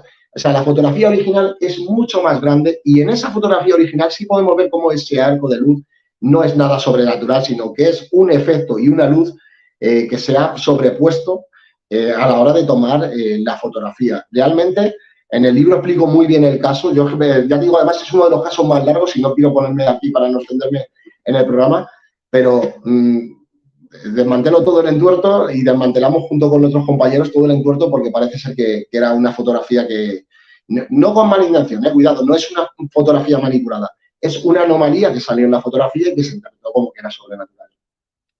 Exactamente, como que tenía aparentemente, según los conocimientos de aquel entonces, como algo paranormal, pero que luego con el tiempo pues ha pasado como con muchas, parece ser que se le ha dado una cierta explicación, ¿verdad, Luis? Eso pasa Sí, mucho en las fotografías, pasa sí. mucho.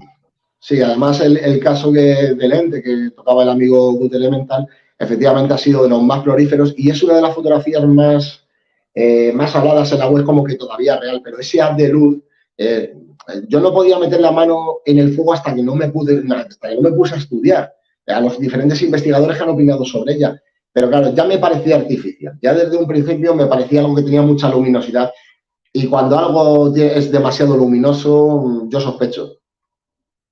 Exactamente, exactamente. Y además por aquí preguntaba también Canon Lucas si era el caso de Doris Bidler también. Bueno, Doris Bidler, así es.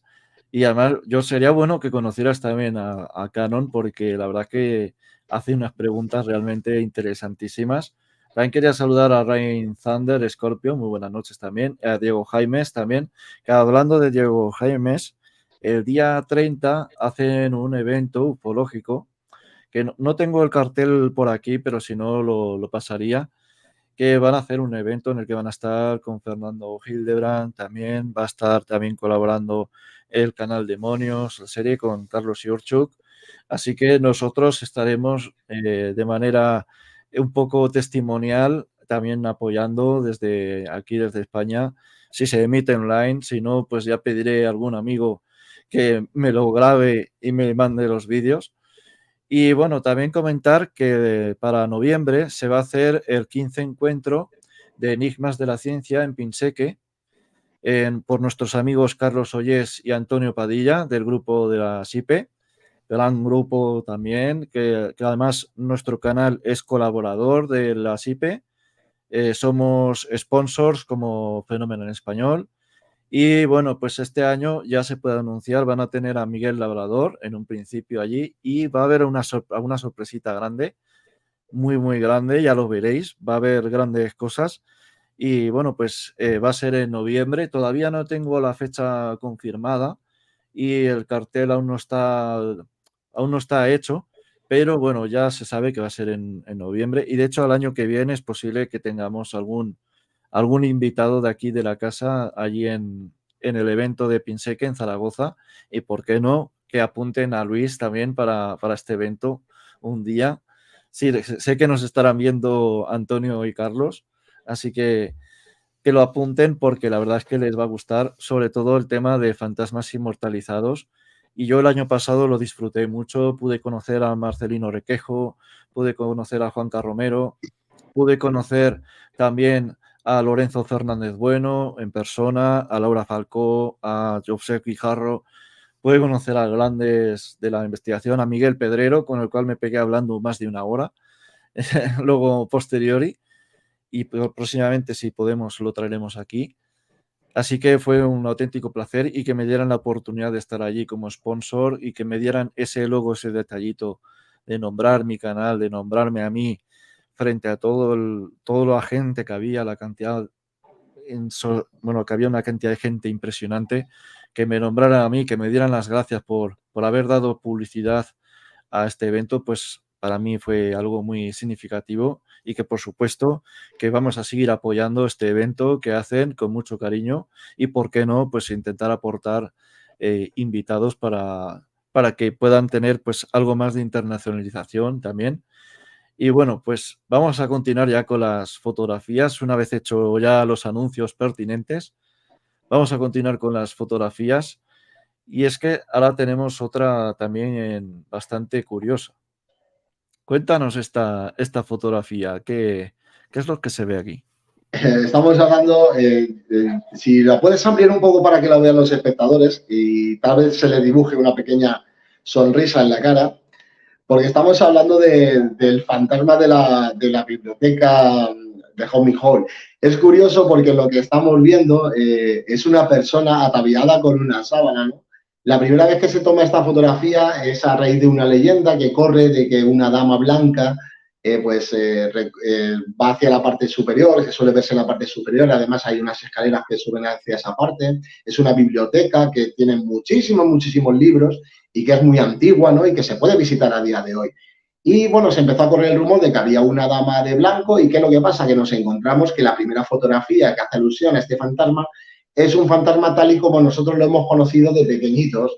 Es un fantasma con una sábana blanca, que hay que recordar que la visión de, o sea, lo que es el fantasma original, la visión del primer fantasma, viene orientada desde tiempos de Cristo, cuando los cadáveres se ataviaban con esos sudarios, ¿no? Y luego ya, pues posteriormente se le hizo el dibujito a la sábana con los agujeros y la boca, dándole ese aspecto infantil, ¿no? Para que los niños no tengan miedo de esos fantasmas. Y lo que tenemos es una persona de carne y huesos, la cual está tapada con una sábana y solo se la ve pues parte de los ojos, creo que lleva tapada la nariz y se le puede ver parte del pelo, ¿no?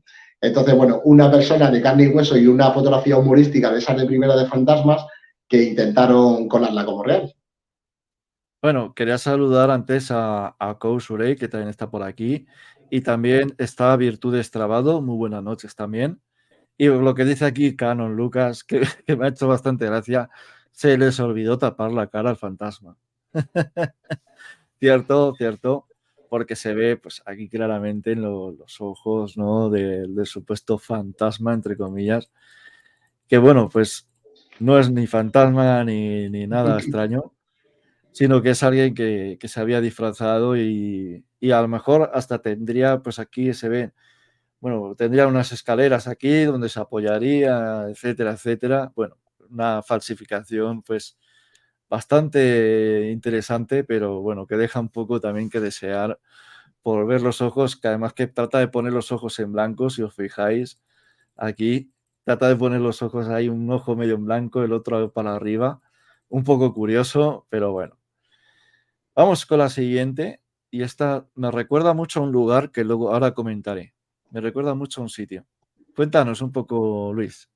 Estamos hablando de, esta fue muy curiosa poder investigar esta fotografía, nos tenemos que trasladar a Reino Unido, y estamos hablando de, digo supuesta porque hay tres versiones, ¿vale? De la supuesta iglesia de San Mary. Resulta que esta fotografía está en la web, la pueden ver todos los espectadores. Fue tomada alrededor de los años, si mal no recuerdo, en 1900 algo, no recuerdo, no tengo ahora mismo aquí el dato.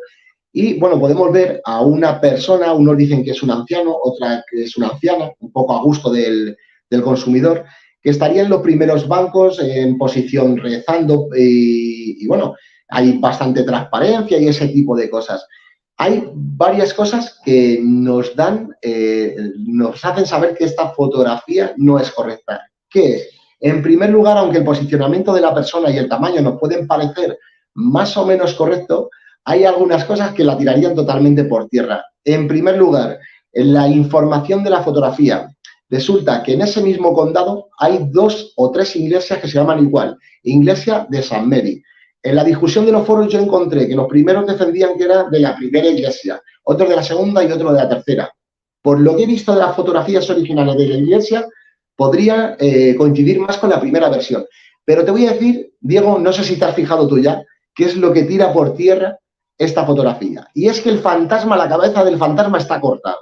A partir de ahí ya no hay fantasma. Podemos ver la línea de corte que pasa justo por en medio de uno de los bancos y lo que haría es que le cortaría o la parte superior del cráneo cercana a la frente.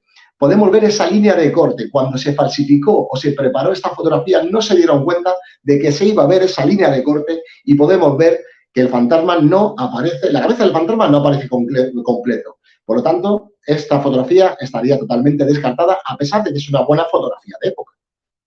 O sea, es que además se ve aquí la línea de corte, como pasa por aquí, por aquí, por aquí, por aquí. Y sí, se ve claramente como esto hace pin, pin, como el típico píxel, ¿no? De los videojuegos de los años 80 y 90. Me parece curiosa la foto y podría haber pasado por algo real si se hubieran, si se hubiera a lo mejor, si de estar manipulada, si se hubieran esmerado un poquito, ¿no? Sí. Un poquito en ponerle la cabeza más, un poco más entera. Por aquí preguntaba nuestra amiga Kou si habíamos nombrado la foto donde Pedro Amorós captó como el fantasma de un monje, aparentemente, con un niño en brazos en el preventorio de Aguas de Busot. No sé si la habrás visto esta foto, Luis. La he visto y le he pedido una copia de la original y me dijo que la iba a buscar, pero no dice que no la encuentra, que no la tiene por ahí.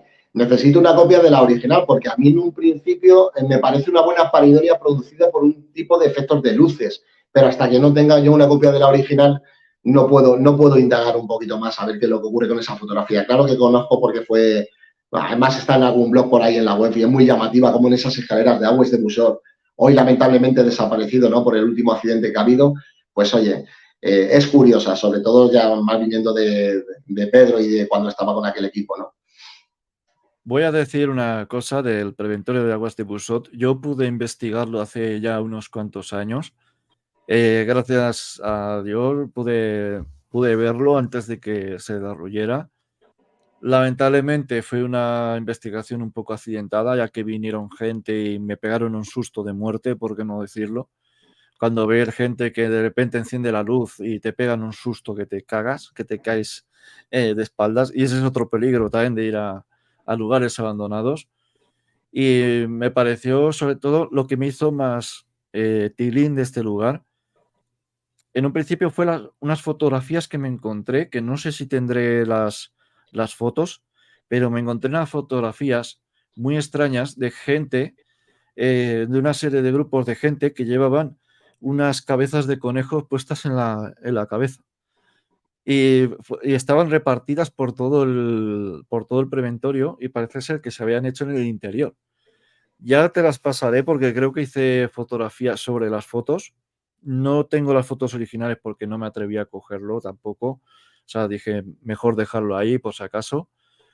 Y ya te pasaré a ver para que lo veas porque es curioso. Es curioso. Seguramente tendrá alguna explicación, alguna broma que habrán hecho algún grupo de personas, pero me pareció cuanto menos curiosete de ver esas gente bueno, y había chicas que iban en modo provocativo y con esa cabeza siniestra de conejo. Me pareció muy, muy llamativo y ahora lo pienso y dices, hostia, pues seguramente sería una broma de alguna persona y eso, pero luego cuando te lo comentas ahí dices, joder, qué mal está la gente de la cabeza, ¿no? De hacer este tipo de cosas. Bueno, vamos a pasar con la siguiente, esta. Bueno, aquí se ve algo extraño. ¿Qué no puedes contar de esta foto? Estamos hablando de la famosa o no tan famosa, porque veo que hay muchas personas que no la conocen todavía, la famosa fotografía del tren Alberta. El tren Alberta es el tren que estamos viendo aquí enfrente y esta era su última partida. Ya iba a ser, ya este tren no iba a partir más por las vías del tren, ¿no? Ya no iba a tener ningún viaje más, iba a ser desguazado. Podemos ver la numeración 45562. Y resulta que ya la fotografía viene arropada de un halo de misterio porque justamente por donde transcurría el tren Alberta se contaba que había habido muchos suicidios en las vías del tren. Al pasar por debajo de cierto puente comentaban las personas que estaban dentro del tren, que era de pasajero normal y corriente, ¿no? Esto estamos hablando de la parte del vagón. La parte trasera, pues decían que cuando pasaban por ese puente se abrían las manillas de los servicios, que tambaleaban las mesas, que se movían los vasos, y le daban, le tomaron un poco como una especie de tren encantado cuando pasaba por esa zona, ¿no? Donde había habido tantos suicidios y tantos. Esta fotografía está tomada justo antes de ser arrancado esa última vez. Y podemos ver que en la ventana de la derecha se forma una especie de rostro y cada uno ve una cosa. Hay personas que ven a una persona anciana, hay otras personas que ven a una persona que está como sentada, hay otras personas que ven a un hombre normal y corriente, difícil de interpretar. Bueno, ¿tiene solución la fotografía? Pues sí que la tiene. Si nos fijamos en la ventana que tenemos en la izquierda, podremos ver que está el maquinista o uno de los ayudantes del maquinista, es mucho más clara que la de la derecha, y la de la derecha es como más grisácea, es más opacada. ¿Qué es lo que puede haber ocurrido? Si nosotros nos fijamos en las montañas, en la parte del fondo de la imagen, esas montañas, sí, esa parte de rocas de la montaña, puede haber cabido la posibilidad de que esa parte que está ahí sea igual que la que tenemos, digámoslo así, a las espaldas de la fotografía. Por lo tanto, se ha tomado una fotografía y el reflejo en el cristal, lo que está dándonos el reflejo es esas montañas, no estas que tenemos aquí en la fotografía, sino las que tendría el fotógrafo a sus espaldas, ¿no? Si son similares a las que tenemos enfrente. Yo, para mí, es la opción que más me convence, porque si vemos la granulación de ese supuesto rostro, podemos ver que más o menos coincide con el entorno en el cual está en el vagón. Entonces, ¿qué es lo que ha pasado? Que en el cristal hay que tener en cuenta que los cristales, por erosión, por ser limpiados, este tipo de cosas, pueden formar reflejos y pueden formar transparencias. Es muy difícil, de hecho, analizar una fotografía a través de un cristal o de un espejo, precisamente porque no sabemos con qué artimañas han sido tomadas. Para mí, es una fotografía accidental que ha formado una paridolia circunstancial debido al entorno pedroso que hay en el lugar. Muy curioso porque realmente parece el rostro de una persona, pero creo que es un reflejo.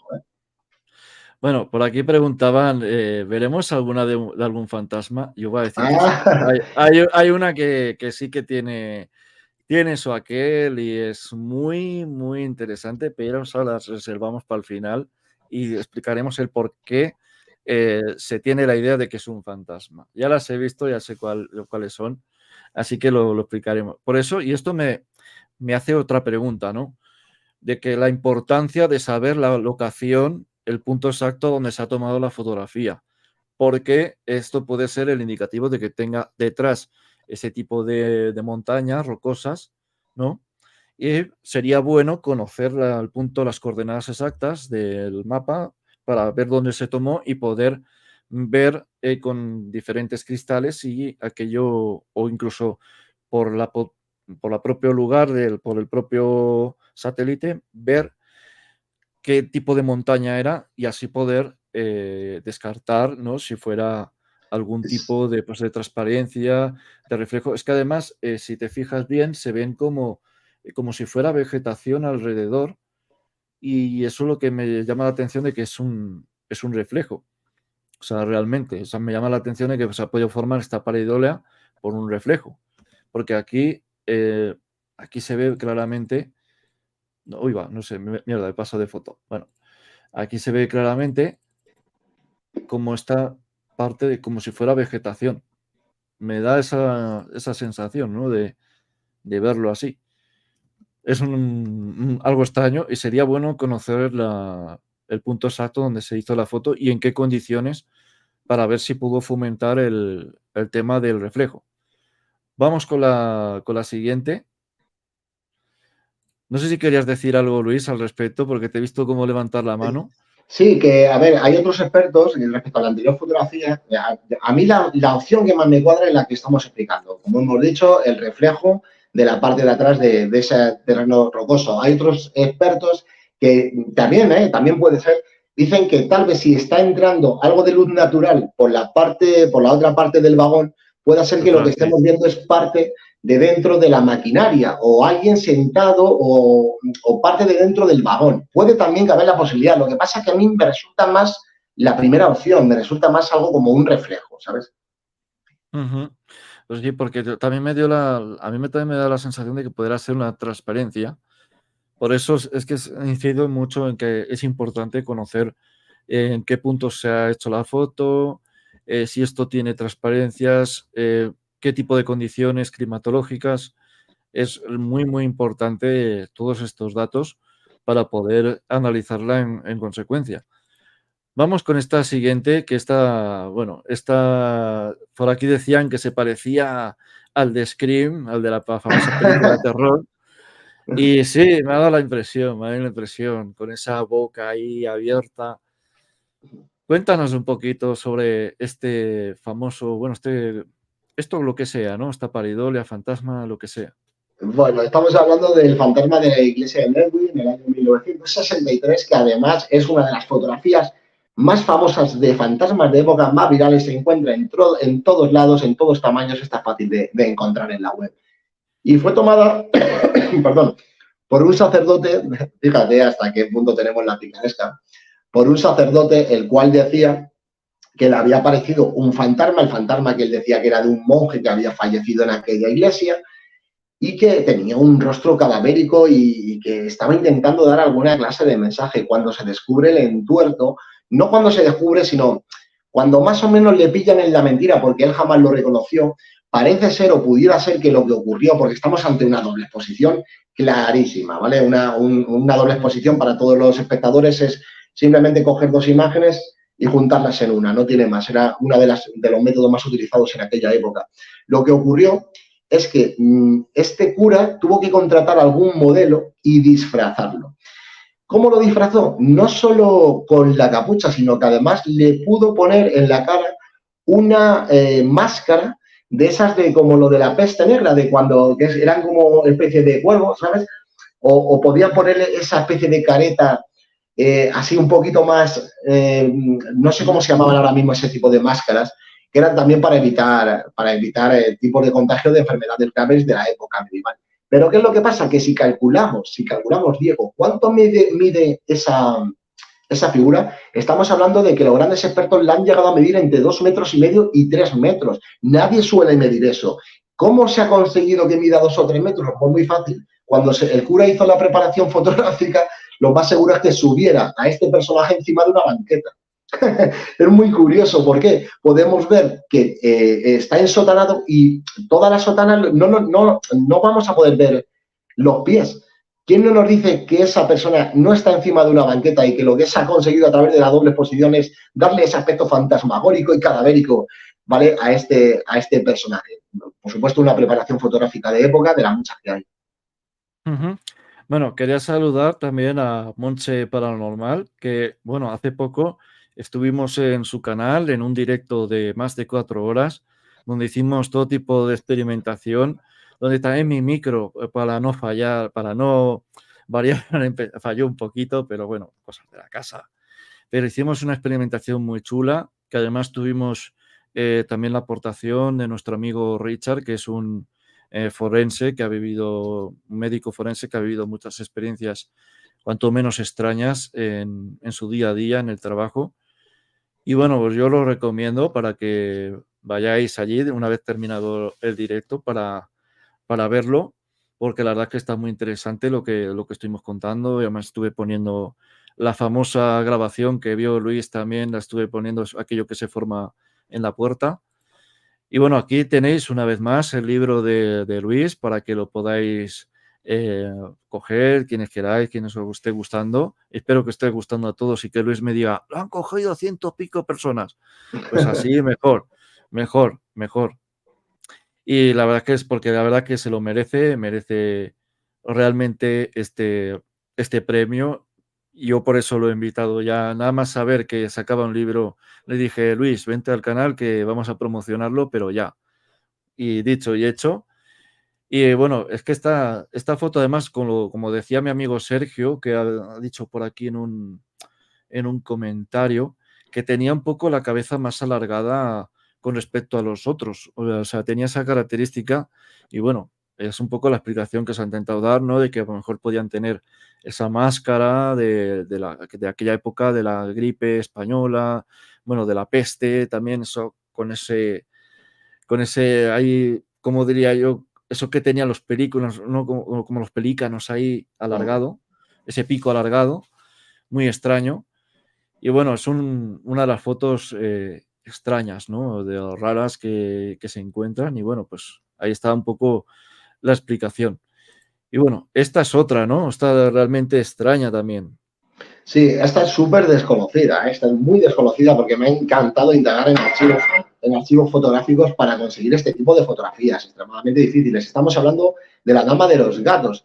La historia viene de una fotografía, bueno, si le das para abajo podremos ver que la señora no tiene pies y que se transparenta una silla en su cuerpo y ese tipo de cosas. Bueno, lo que es la leyenda de esta mansión es que había un fantasma que se presentaba de una señora, que era una antigua dueña de la casa, que se presentaba a toda la familia y los tenía aterrados, y se descubrió el entuerto, no, realmente era la dueña de la casa la que estaba haciendo este tipo de preparación fotográfica a través de una triple exposición o exposición múltiple. Igual que una doble exposición es juntar, voy a hacerlo aquí con las manitas, dos imágenes en una triple exposición es juntar varias fotografías en una sola imagen para intentar darle más realismo a los fantasmas, pero a la vez tener en cuenta que tienen transparencia, etc., etc. Lógicamente, no les ha salido bien el asunto, podemos ver que el contorno es totalmente definido, que proyecta sombra, es decir, que estamos ante una persona de carne y hueso, ¿vale? Totalmente opaca, sin transparencia ninguna,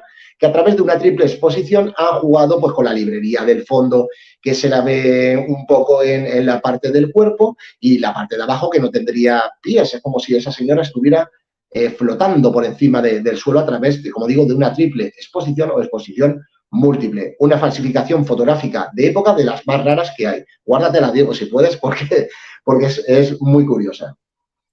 Y siendo que me has dicho que es rara y que apenas conocida, pues a mí que me gustan las cosas raras, pues también lo voy a, la voy a conservar, desde luego. Conservaré seguramente todas. Y bueno, es que además aquí estamos todos los raros, ¿no? La gente que nos gusta lo extraño, lo que a los demás le da miedo. Y eso es lo que nos hace realmente diferentes y disfrutar un poquito también de la vida, ¿no? De buscar estas rarezas y tenerlas. Y es lo que para mí son los pequeños detalles, ¿no? Que hay. Y desde luego que la voy a conservar. Y además, aquí parece ser que hay otra cosilla que veo que tiene ciertas anomalías también de ciertos colores, por lo que veo yo. aquí un cierto tono morado, pero bueno, curiosidades que tendrá la foto. Y bueno, vamos con la siguiente. Y además me ha hecho gracia algo que dice aquí Canon, que dice: la cara se ve muy nítida para que sea un fantasma. A la señora se le olvidó subir la opacidad de la capa de abajo. Y bueno, aquí es lo que dice también Isabel: la mano más grande que la silla, casi. Casi. O sea, prácticamente lo era. Lo era. Y se ve demasiado nítida para mi gusto, como para ser algo realmente, que pudiera ser algo realmente cierto. Y esto iría un poco, por lo que veo, no sé si iría un poco más en la línea, ¿no? De la foto anterior. O sea, sobre a lo mejor 2 exposiciones de fotos. Aquí estamos hablando de una doble exposición o de un fallo en el corrido del carrete. Estamos hablando, es que tengo aquí el dato porque tengo la numeración, esta igual, ¿eh? Esta es súper extraña de conseguir, ¿vale? La llamaron la niña de las flores, ¿no? Está tomada en Chicago en el año 1905 y podemos ver a una niña que va ataviada con un vestido blanco, con unas flores en la cabecita y aparecen unos personajes semitransparentes en el lado izquierdo y en el lado derecho. El fotógrafo que la tomó se llama, yo es que para el inglés soy un poquito pez, G.S. Smallwood, ¿vale?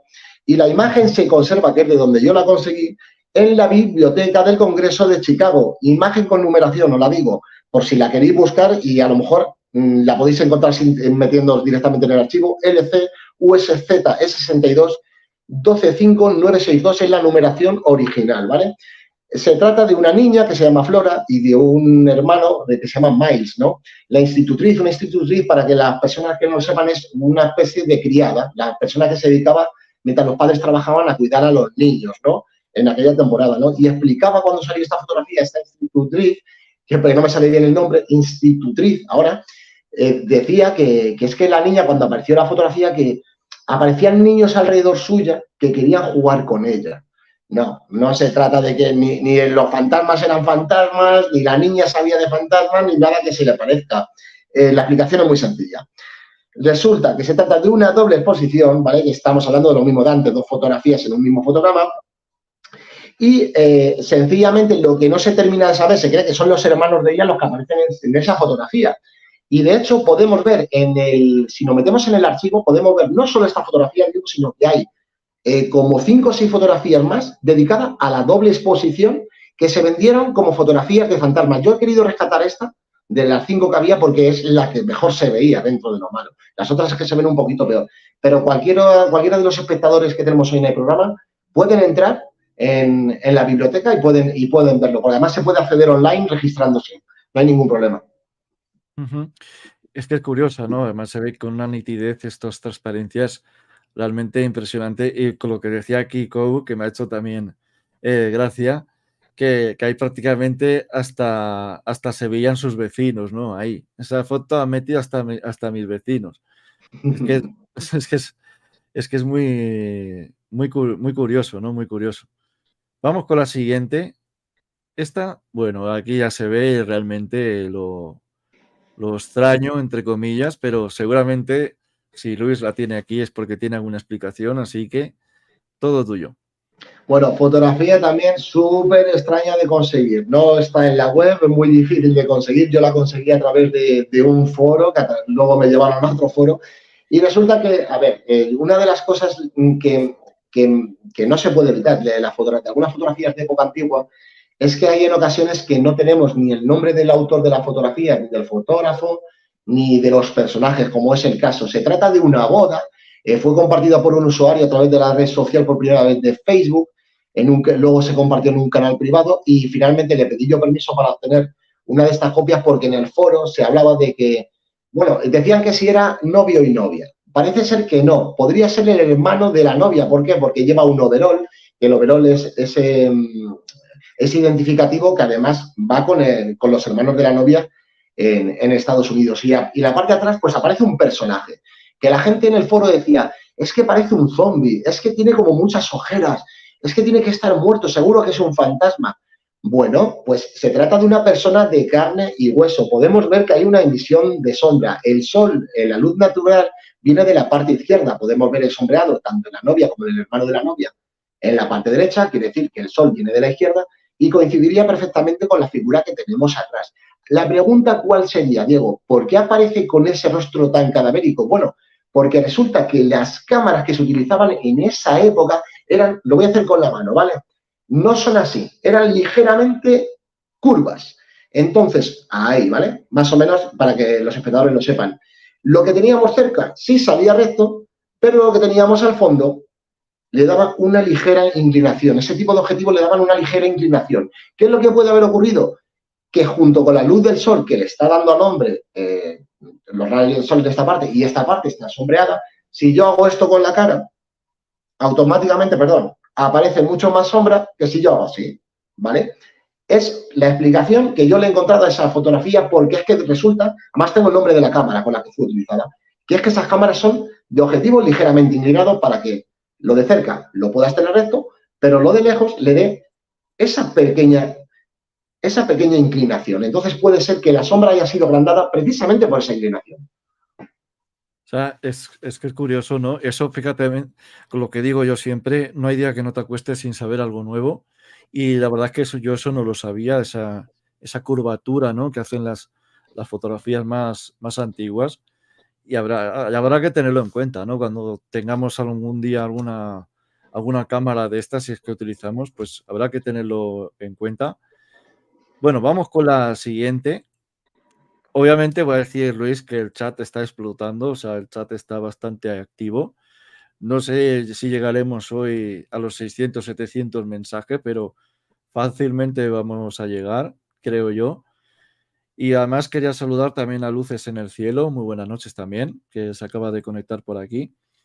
Y por aquí dice nuestra amiga Esther de Puerta al Pasado, que a lo cual le quiero decir que me gustaría que volviera otra vez por Zaragoza, que qué curioso, ¿no? Lo que ha explicado, ¿no? Sobre el tema de esta fotografía, de esa curvatura que hace al final y cómo eso pudo interferir en la persona que sale al lado.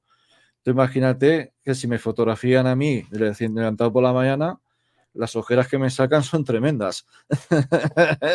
Son tremendas. Poniendo un poco el toque de humor, ¿no? Típico. Y bueno, vamos ya con la siguiente foto, que bueno, esta ya se ve claramente. Algo que está aquí como si... Además me da la impresión de que como si estuviera sosteniendo una cámara, ¿no? Como si estuviera sosteniendo una especie de cámara.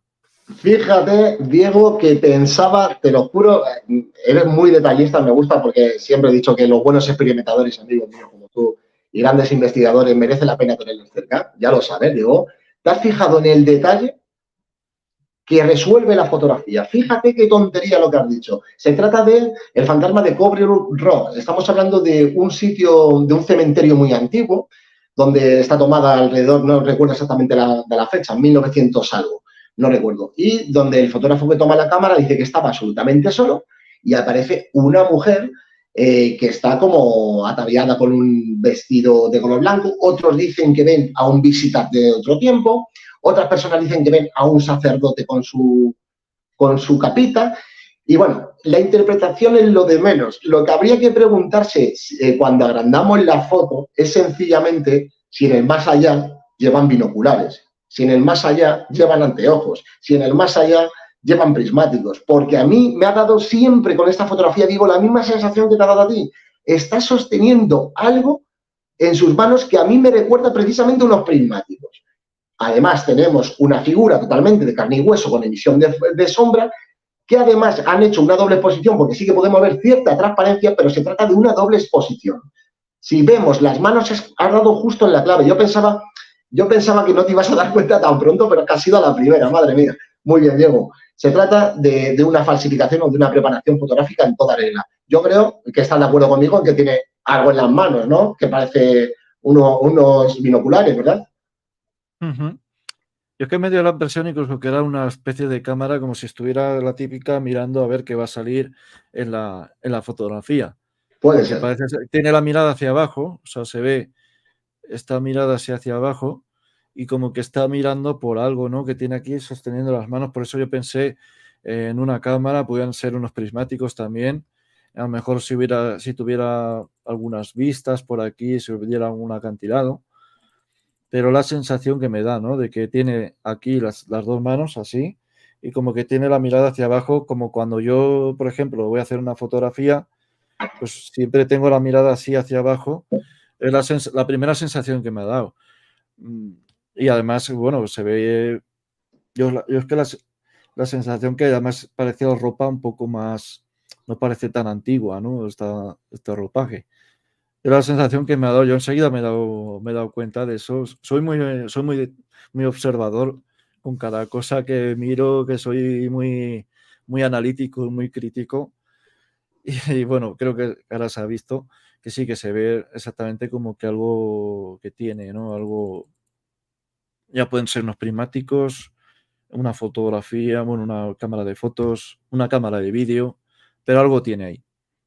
Algo tiene ahí. O sea, desde luego, yo no sabía que era la clave, lo he dicho así un poco por decir, pero no sabía que era la clave que daba la foto. Mira, ya tengo ya tengo una resuelta.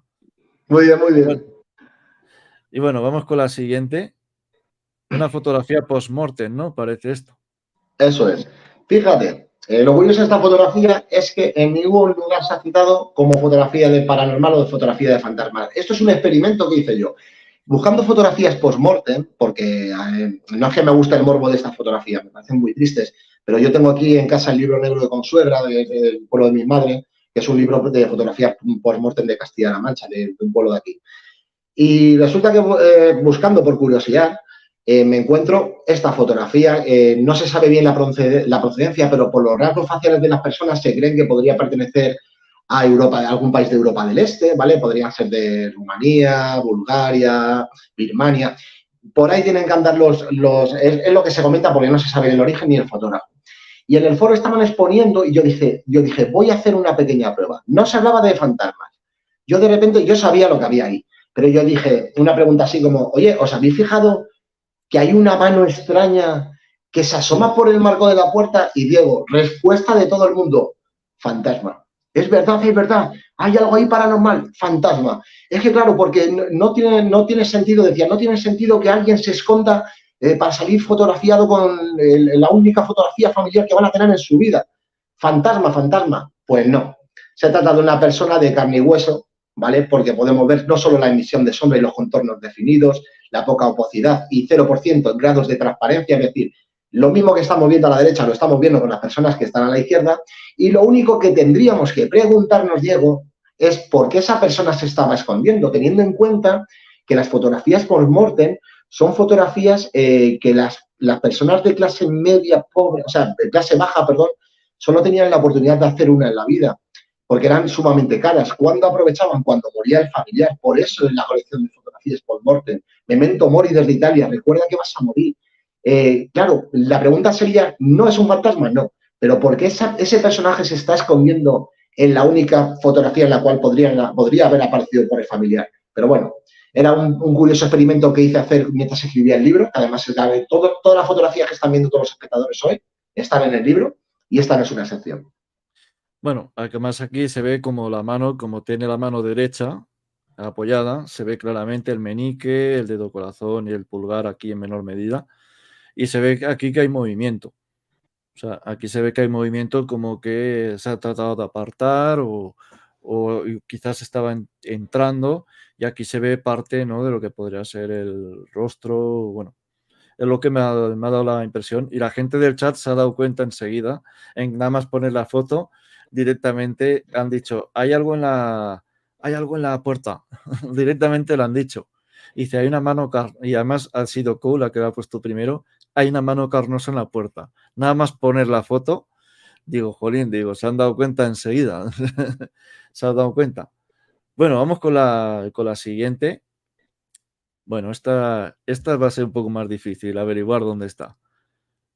Va a ser un poco más difícil.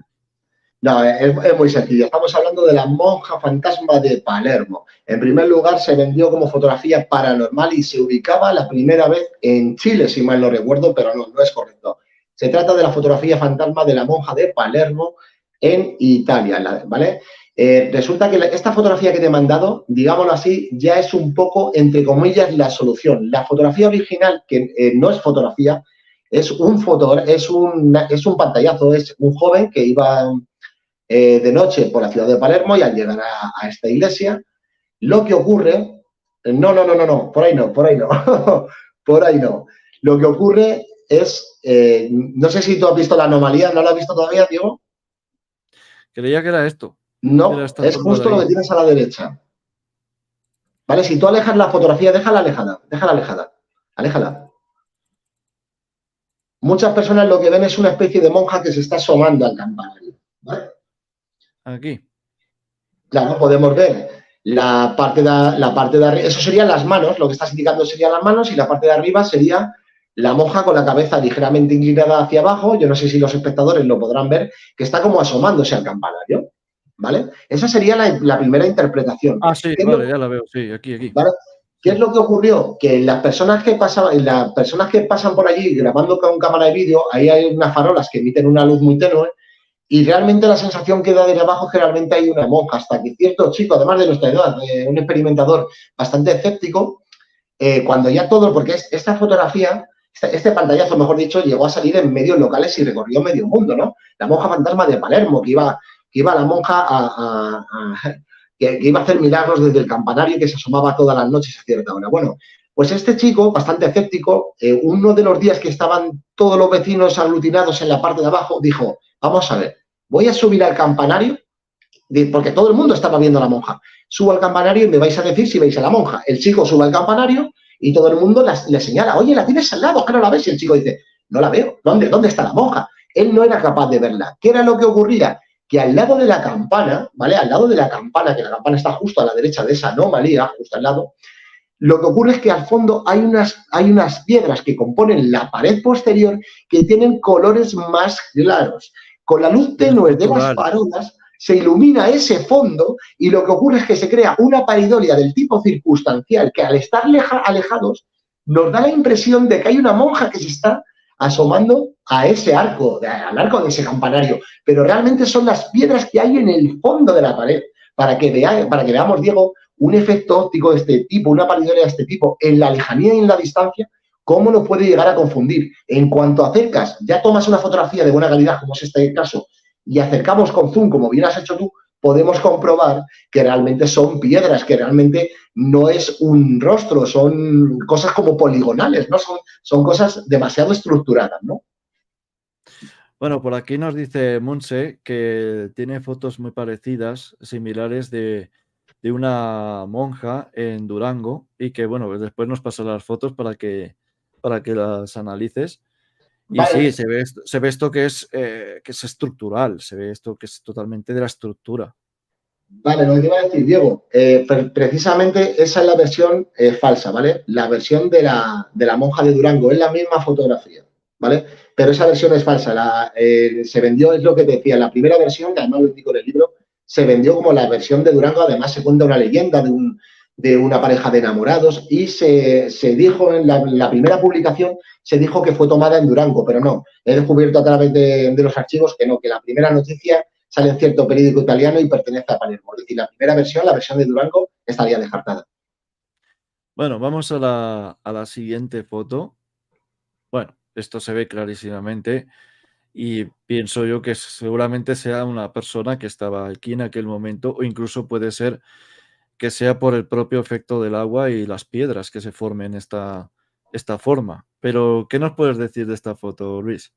Estamos hablando del fantasma del río Ipswich. Está tomada en el año 1998-97, ¿vale? No está tan lejana esta fotografía. Se trata de un viejo ermitaño que vive cerca de un río y que, bueno, una buena tarde antes de regresar a la cabaña, descubre que hay una mujer que parece que está pidiendo ayuda y que está dentro del río. Él se pone a llamarla, la mujer no le responde. Es como si no fuera con él la historia, ¿no? Es un poco como lo que decimos de las espectrogénesis, esa especie de película antigua que queda grabada ahí, que no interactúa nunca con las personas físicas.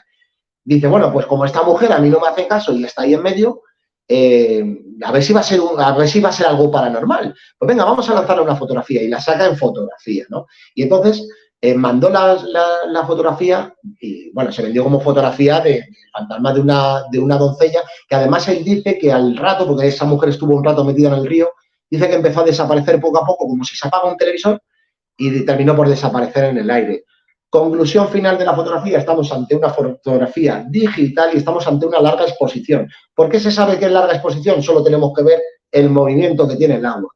Es decir, a través de una larga exposición han puesto el temporizador, han captado esa mujer que haría un ligero meneíto, se movería un poco para dar esa sensación un poquito más fantasmal, pero lo que nos chiva la fotografía, digo, es el movimiento de agua que podemos ver, que es un movimiento de agua artístico que se hace a través de las largas exposiciones, y cuántos ríos y cataratas no se habrá hecho con este tipo de efectos.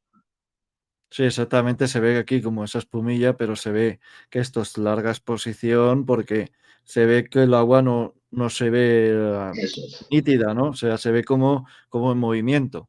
Y es lo que aquí decía Canon Lucas, esa Eso foto es. está sacada en una exposición larga para poder lograr ese efecto en el agua. Así es, así es, Claro, así es. Canon Lucas se ve que se tiene que dedicar también a la fotografía, así que él sabe, seguro que de todas las fotografías que estoy sacando, antes de que yo pueda decir nada, él seguro que las está averiguando. Muy bien. Sí, las he averiguado todas, prácticamente, hasta ahora todas. Por eso he dicho que digo que tienes que conocerlo a Canon, porque las ha averiguado absolutamente todas. Bueno, ¿y esta qué es lo que se ve aquí? Bueno, aquí son dos fotografías. Esta te voy a decir, cuando a mí me preguntan cuál es una de mis fotografías favoritas del libro, es esta, ¿vale? Tremendamente desconocida, rescatada directamente de la hemeroteca del Museo Nacional de Irlanda, año 1000, no recuerdo, la fecha de esta no la recuerdo, ¿vale? Y es súper curiosa porque son dos fotos, de momento solo vamos a mostrar esta, ¿vale? Y aquí podemos ver a un anciano que está sonriendo a la cámara, ¿vale? Es irlandés, no recuerdo el nombre, y resulta que al final en la puerta se ve la figura de una mujer semitransparente. Resulta que la fotografía se vendió por primera vez como que esa mujer era la madre de este hombre, ¿no? Y claro, yo decía, me parece no, me parece que se trata de una doble exposición o de una larga, había algo que a mí no me cuadraba en esta fotografía. Entonces yo lo que hice fue, me pongo a indagar y entonces conozco, que además siempre le voy a estar muy agradecido a Billy, en Reino Unido, que me dice, esa fotografía está en la biblioteca del Museo Nacional de Irlanda en los archivos online. No te van a dejar entrar porque eres español, es decir, los ingleses no te dejan entrar en las hemerotecas al no ser que seas inglés. Entonces me dio su clave, Diego, y entré con su clave. ¿Y qué descubro? Descubro no solo esta fotografía, sino que hay otras dos. Ahora te voy a explicar por qué la tercera no la he incluido en el libro.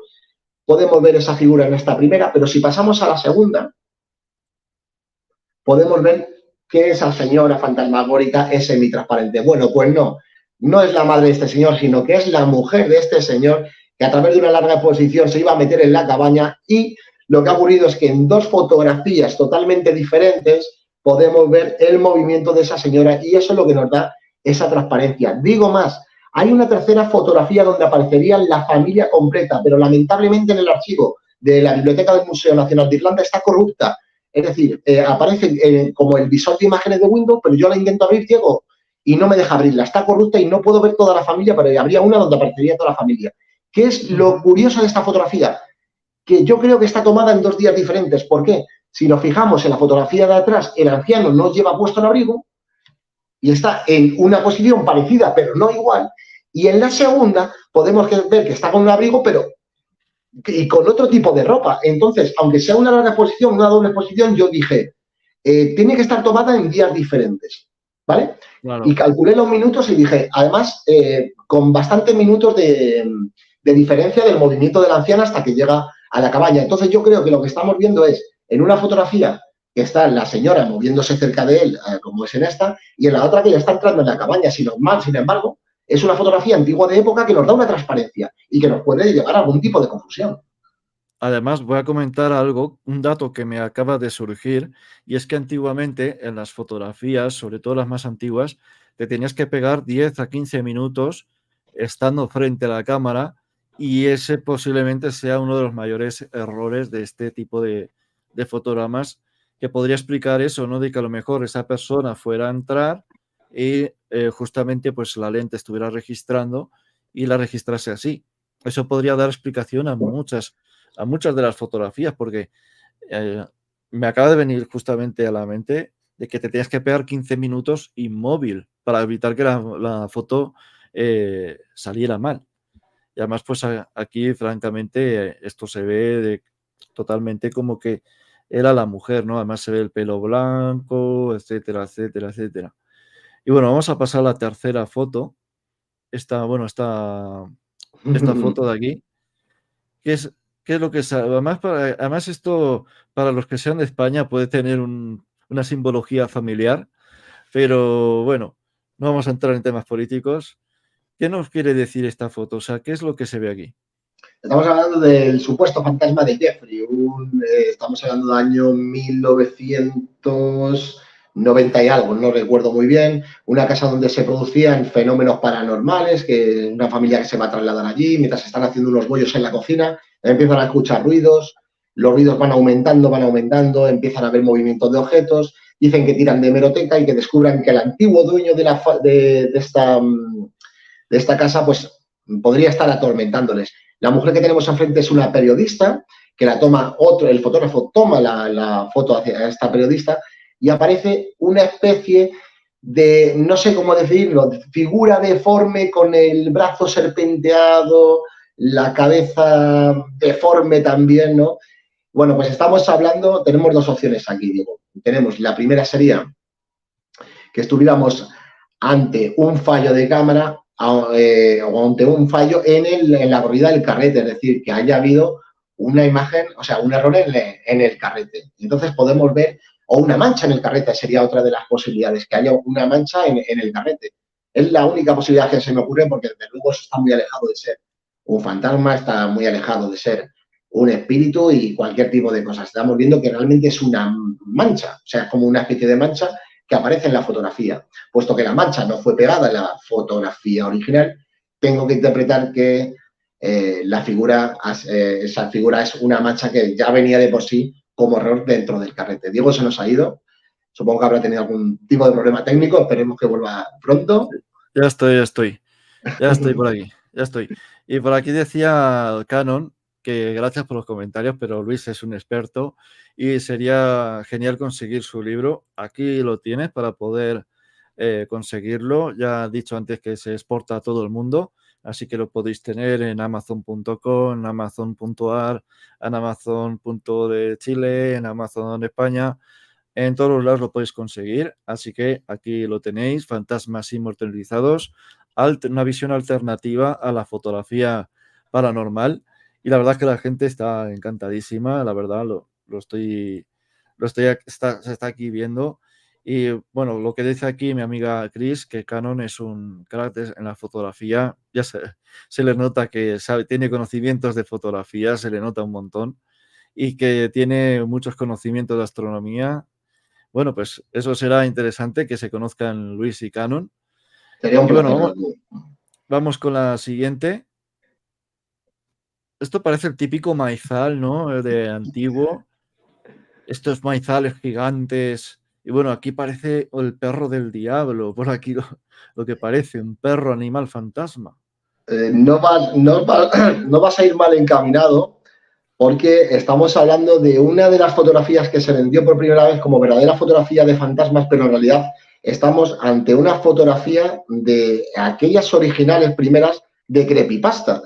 Para la persona que no sepa lo que es un creepypasta son historias ficticias que se crean a través de internet y que se le intenta disfrazar de un halo verídico para que la gente se las crea y se conviertan en auténticas leyendas urbanas. Estamos hablando, además la tengo por aquí porque el título vale, aquí la tengo. El título, voy a decir el título original de la imagen. Se trata de la última fotografía de Charlie Noonan. Charlie Noonan era un supuesto fotógrafo, un supuesto periodista que iba por diferentes lugares del mundo intentando fotografiar paisajes que fueran sobre todo extraños, y un buen día en un pequeño hostalito le comentan que hay una señora que vive en cierto lugar en el campo, que es una vieja muy arisca, que tiene un perro que es muy violento y que la gente dice que tiene una mirada muy rara, que da mucho miedo y que es peligrosa. Entonces este hombre supuestamente va allí y toma esta fotografía. Pero es que el hombre no vuelve, ¿no? Algunos años después, cierta persona manda esta fotografía a cierto diario contando esta misma historia, diciendo que esta es la última fotografía de Charlie Nolan, que podemos ver ese perro, un pastor alemán, que está ladrando como si esa anciana estuviera a punto de soltar al perro para que la agrediera, ¿no? Y realmente lo que se interpreta en la historia es que a lo mejor, oye, habría terminado el perro con la vida de ese supuesto fotógrafo, ¿no? Por eso se llama la última fotografía de Charlie Nolan. Sin embargo, ¿qué es lo que he descubierto? Que no es cierta, que es una mentira todo. Fue subida en la primera publicación, la primera vez, si mal no recuerdo, en el año 2016, en la página, te la voy a decir por si lo quieren ver, creepypasta.wiki, ¿vale? Es que me acabo de acordar. Creepypasta.wiki. Es la primera publicación de esta fotografía. Estamos hablando de una manipulación fotográfica, es decir, la fotografía en sí, Diego, es real todo, exceptuando el rostro de la vieja. El perro ha sido posterizado después, ¿vale? Y el rostro de la anciana ha sido retocado porque podemos ver que han puesto dos ojos como muy luminosos como para crear miedo, para crear... aquí es difícil verla, ¿vale? Pero bueno, está disponible en la web para todos los espectadores. Y realmente la persona que subió en el año 2016 esta fotografía se inventó toda la historia para hacerla pasar por real. Problema, que una mentira se convierte en real en cuanto empieza a pasar por varios foros. Se ha convertido en viral, se convirtió en viral, y hay muchos foros que sostienen que realmente esos hechos son reales y no, es un montaje fotográfico en toda regla. Bueno, lo que dicen por aquí, Kou, no es algo que se me haya pasado, pero se podría hacer de cara a la semana que viene, de sortear el libro de Luis, si Luis está de acuerdo. Sí, de hacer un sorteo, se podría hacer, pero voy a pedir un requisito, desde luego. Voy a pedir que os anotéis todo el directo, que los volváis a ver, que llegue al menos, vamos a poner unas 700 visualizaciones como mínimo para que se cree el sorteo. Y luego ya, pues nosotros haríamos una pregunta que estaría basada en este directo, o haríamos algún tipo de requisito más, ¿vale? Para que en otros directos se pueda hacer el sorteo, porque además dentro de poco vamos a tratar también el tema paranormal otra vez con Manu Carballal. Ya está dicho el día, pronto lo anunciaré, ¿vale? Pero se va a tratar y posiblemente igual sería pues en el día de Manu o en el día que tenemos posterior, que además viene un investigador de primer nivel también, pues se podría hacer el sorteo en ese día. Y bueno, pues a ver qué es lo que sale, ¿no? Si llega a 700 visitas como mínimo, así que ya sabéis, tenéis que compartir a saco, tenéis que compartir mucho para que llegue a 700 visitas y se hará un sorteo. Y es más, voy a añadir otra cosa más. Propondré a algún otro investigador de primer nivel que sortee su libro también. Así que vamos a fomentarlo, vamos a darle caña para que esto pueda surgir y así pues nuestro amigo Luis sortee el libro. Eso lo dice Kou porque se ha ganado ya aquí alguno, se ganó aquí el de Clara Mendivil y bueno, le encantó y sí, por supuesto que irá con dedicatoria, etcétera. Así que voy a pedir 700 visualizaciones y luego ya veremos a ver qué sale, pero igual os doy una sorpresita más. Si os portáis bien, igual os doy alguna alegría más. Bueno, vamos a por la siguiente fotografía. Bueno, esto es otro clásico también del tema de la fotografía paranormal. Estas supuestas hadas, entre comillas, que bueno, realmente pues son algo totalmente que surge como las pareidolias, que creo que serían circunstanciales, ¿no? Si me he enterado bien. En este caso estamos ante uno de los conceptos que hemos tocado al principio del programa. Estamos ante un rock, estamos ante una libélula o ante un mosquito muy largo que estaría apoyado. Ya no estaría tanto en movimiento, sino que estaría posiblemente apoyado en el mismo objetivo de la cámara. Esa es una de las posibilidades. Otra de las posibilidades sería un lacado sobre un objeto. La laca devuelve las reflexiones de luz. Me quedo más con la primera opción. La historia, lo bonito es la historia de esta fotografía, ¿no? El chico que tenemos a mano derecha iba a ser operado, iba a tener una cirugía muy complicada, creo que si mal no recuerdo era de corazón. La madre el día anterior baja con los hermanos para que jueguen, en realidad uno está con un detector de metales y el otro está con el azadón buscando los metales y toma varias fotografías. Al día siguiente ahí está la cirugía de este chico, perdón, la cirugía sale bien, toda la operación sale bien y cuando la madre va a ver las fotografías descubre que hay una figura que ella interpreta a Jesucristo clavado en la cruz o una especie de ángel, ¿no? Ella cree que es Jesucristo y que ha ayudado a que la operación del hijo salga bien. Bueno, cuando a mí me enviaron la fotografía, yo hablé directamente con la familia y yo no puedo mentir, les digo, yo le tengo que decir la verdad. Nos encontramos ante un insecto, posiblemente por lo largo que es algún tipo de mosquito o de libélula, que estaría muy cerca o apoyado o pegado en la lente de la cámara.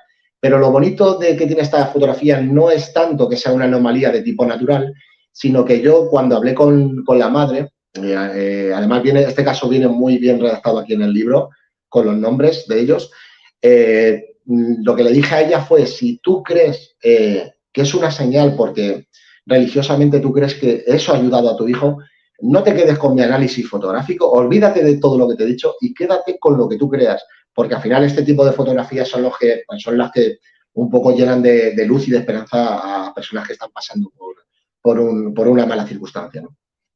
Exactamente, exactamente. Y bueno, también dedicar este programa pues a todo el mundo que lo esté pasando mal, desde luego, y que pues necesite un apoyo. Siempre nuestros oídos están para ello.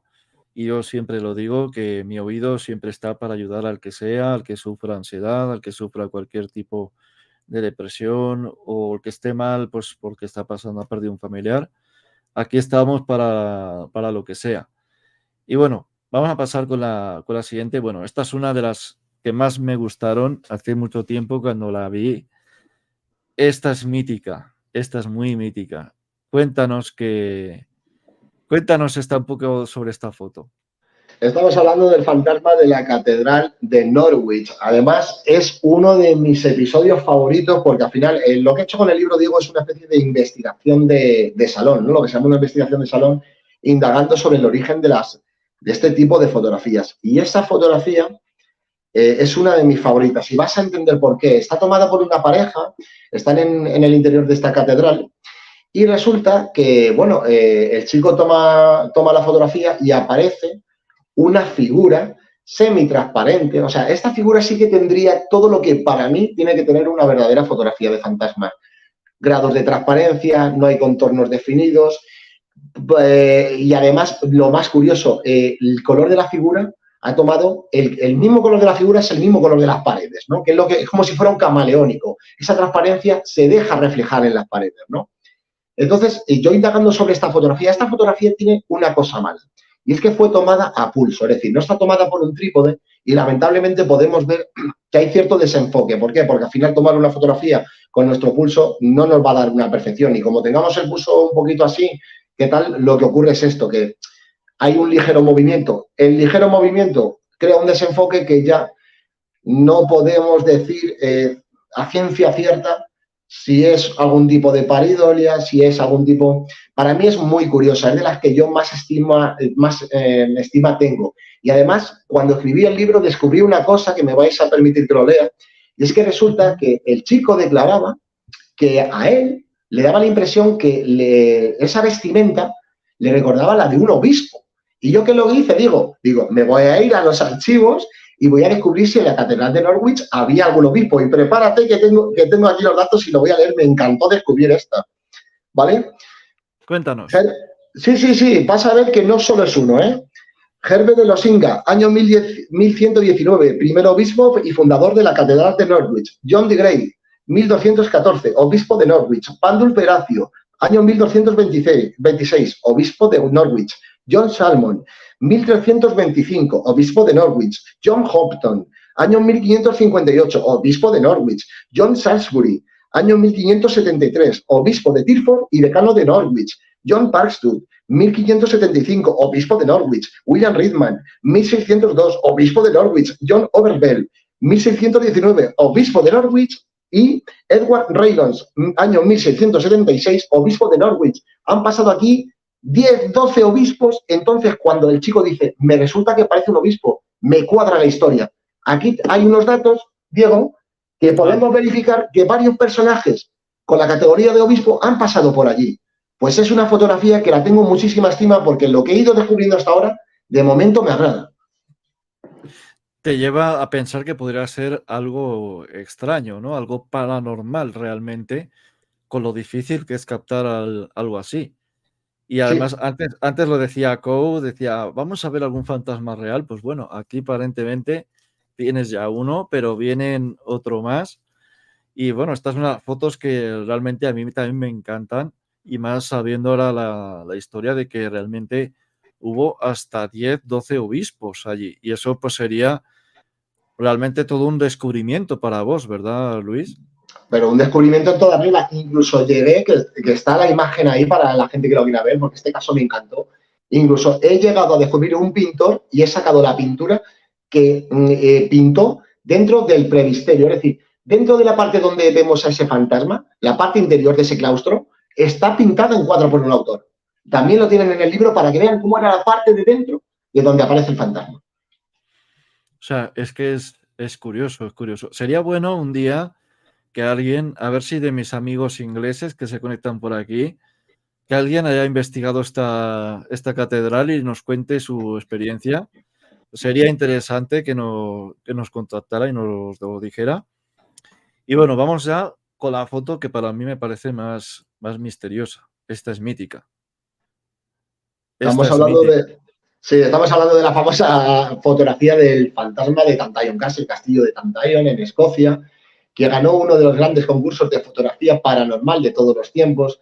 Muchos analistas fotográficos estuvieron dándole vueltas a la fotografía, pues esa figura que aparece como entre los barrotes asomándose. Yo tampoco, ahora te voy a dar una noticia que a lo mejor no te gusta demasiado, Diego, sobre esta foto. Al final, cuando te pones a estudiar y te pones a escribir un libro y a indagar, pues descubres ciertas cosillas, ¿no? Pero bueno, es una de las fotografías que a día de hoy, de manera oficial, hay que decir que todavía se mueve en la web como auténtica fotografía paranormal. Se dice que ese personaje está tomado a las 3 de la tarde por un fotógrafo y se dice que la figura que aparece es la de Jace V, el monarca Jace V, que hacemos la deformación al español, al castellano, Jacobo V, rey de Escocia, porque, bueno, tendría una gola, la gola es ese típico cuello de época ondulado, y tendría todo lo que tiene que tener en un principio una figura de fantasmas, con su transparencia, la sensación de que está asomándose entre los barrotes. Y bueno, en un principio yo conseguí una copia del autor original, yo no les sabía dar una explicación y muy poca gente sabe darla. Hay personas, porque ahí, vamos a ver, es un sitio que está en ruinas completamente, ¿vale? Ese torreón, esa parte del torreón, yo he estado en Escocia, esa parte del torreón es la única que se mantiene en pie. El resto de Tantallon Castle está totalmente derrumbado y no se puede acceder. Es un torreón que tiene varias plantas, si mal no recuerdo, 6 o 7 plantas. Y esta está tomada en una de las últimas, donde hay una verja, pero allí no hay guías turísticos, allí no hay nadie que se disfrace. Entonces, ¿quién era ese personaje? Bueno, hay personas que dicen que ven a una señora en vez de a un monarca. La interpreta. ¿Por qué? Porque es cierto que los hoyuelos del rostro no coincidirían con los del monarca Jace V, ¿no? Hay muchas versiones. Yo qué te tengo que decir, Diego, un poco para echarnos, nos echamos los dos un pequeño jarro de agua fría a esta fotografía. Bueno, resulta que pude contactar con una analista fotográfica, que la tengo aquí, la cito en el libro, porque me pareció súper curioso. Ella se llama Aishin, vive en Singapur actualmente, ¿vale? Y dio una conclusión el 18 de marzo del año 2015. Y lo que dice, voy a leer textualmente, que a mí no se me había ocurrido esta opción, te lo juro, ¿eh? Dice, la distancia entre líneas corresponde al espacio entre las piedras del muro. El color de la cara es la luz del sol reflejada por la parte de atrás, que entra por la parte posterior, incidiendo directamente en la parte interior. El borde de la roca saliente cercana a la figura coincide con el borde de sombra de la parte izquierda del rostro. Las líneas de la frente, ojos y boca son formadas por las sombras horizontales de las rejas en la pared posterior iluminada. Nariz y pómulos son formadas por las sombras verticales de las rejas en la misma parte del muro interior, debido a la luz natural. Pues, Diego, es una opción. Yo no digo que no sea paranormal, ¿eh? Porque si sabes que yo la he defendido esta fotografía a capa y espada porque yo no le he sabido sacar una conclusión. De repente esta analista fotográfica da una versión diferente que a mí me cuadra. Si estamos hablando de que el sol está entrando por la parte posterior, que yo no había pensado en que la parte posterior puede entrar el sol, se está reflejando en esas piedras y resulta que si vemos esas piedras, si vemos ese rostro y lo pudiéramos unir a la piedra de la izquierda, los pómulos coincidirían como si fuera un Tetris, coincidirían con esas piedras. Es una opción que pueda ser una paridolia del tipo circunstancial de las mejores que se han formado en la historia, de las mejores que se han formado en la historia en caso de que sea una paridolia.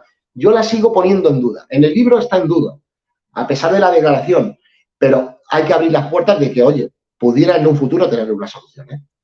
Bueno, por aquí decía Kou que si pasemos a la foto anterior ha visto algo, ahora lo pasaremos, pero sí, que además parece ser como que si saliera algo que está mirando hacia abajo y desde luego que sería, de ser una pareidolia, pienso yo que sería de las mejores de la historia de largo, o sea, no habría nada que se podría, porque además parece ser que mira como al quien tomó la foto, o sea, es que es algo que físicamente solo una vez en millones y millones de posibilidades, incluso trillones, se daría. Entonces, claro, sería ese elemento de que en ese momento justo, con esa inclinación, con esa también ángulo que se ha hecho la foto, pues daría eso, daría un trillón de posibilidades que pudiera haber salido cualquier otra cosa. Pero sin embargo ha salido esto. Entonces es algo muy, muy curioso que despierta esa curiosidad y que, bueno, hay diferentes posibilidades de que incluso se habló también de que fuera un turista, ¿no? Que estaba allí, pero se ve la cara un poco como si fuera mucho más clara que lo que son los barrotes, que eso es lo que también explicamos una vez en el canal Demonios. Y bueno, vamos a pasar un poco por la foto anterior porque la gente está diciendo que se ve como algo de soldura o algo así decían. Si aumentas verás que se distingue el solideo. O sea, no sé qué te referirás, Kou, pero sí, bueno, sí que se ve, se distingue la barra. Sí, es aquí se ve. No sé, creo que podría tener, no sé si podría tener alguna explicación, pero aquí se ve la barra, cómo se distingue. Me parece curiosa esta. Luego te comentaré una idea que se me acaba de ocurrir ahora mismo, que podría dar un enfoque. Se me acaba de ocurrir ahora mismo, gracias a lo que ha dicho Kou aquí, y aumentándola parece ser que se pudiera ver como si esto estuviera distorsionado, fuera una distorsión, y Claro, fuera el lugar. es que hay que tener en cuenta que la distorsión existe en esta fotografía, muy buen detalle, como bien habíamos señalado antes, porque hay que tener en cuenta de que lo que está claro, y él lo reconoció, es que se le movió, al tomar la fotografía, estaba temblando, o sea, tiene mal pulso el chaval y le temblaba el pulso. Y eso yo lo tengo en cuenta. Y eso lo tengo en cuenta porque no podemos dar una verificación de que el fantasma sea real. En un principio, las fotografías que hay reales sobre la Catedral de Norwich, yo no veo ningún objeto en esas fotografías que puedan dar esa sensación y que puedan coger el color de las paredes. No se me ocurre que puede ser eso, y más cuando sí que podemos notar ese granulado y esa pequeña transparencia que tiene la figura. A mí me resulta raro, pero como ha dicho Kou, ¿no? Que es muy... En la barra se nota, es cierto que se nota también el mismo color. ¿Qué es lo que ha pasado? ¿El fantasma ha tomado el color de la barra con el movimiento se ha mezclado? No sé. Puede haber varias opciones, desde luego que sí. A mí me sigue pareciendo curiosa.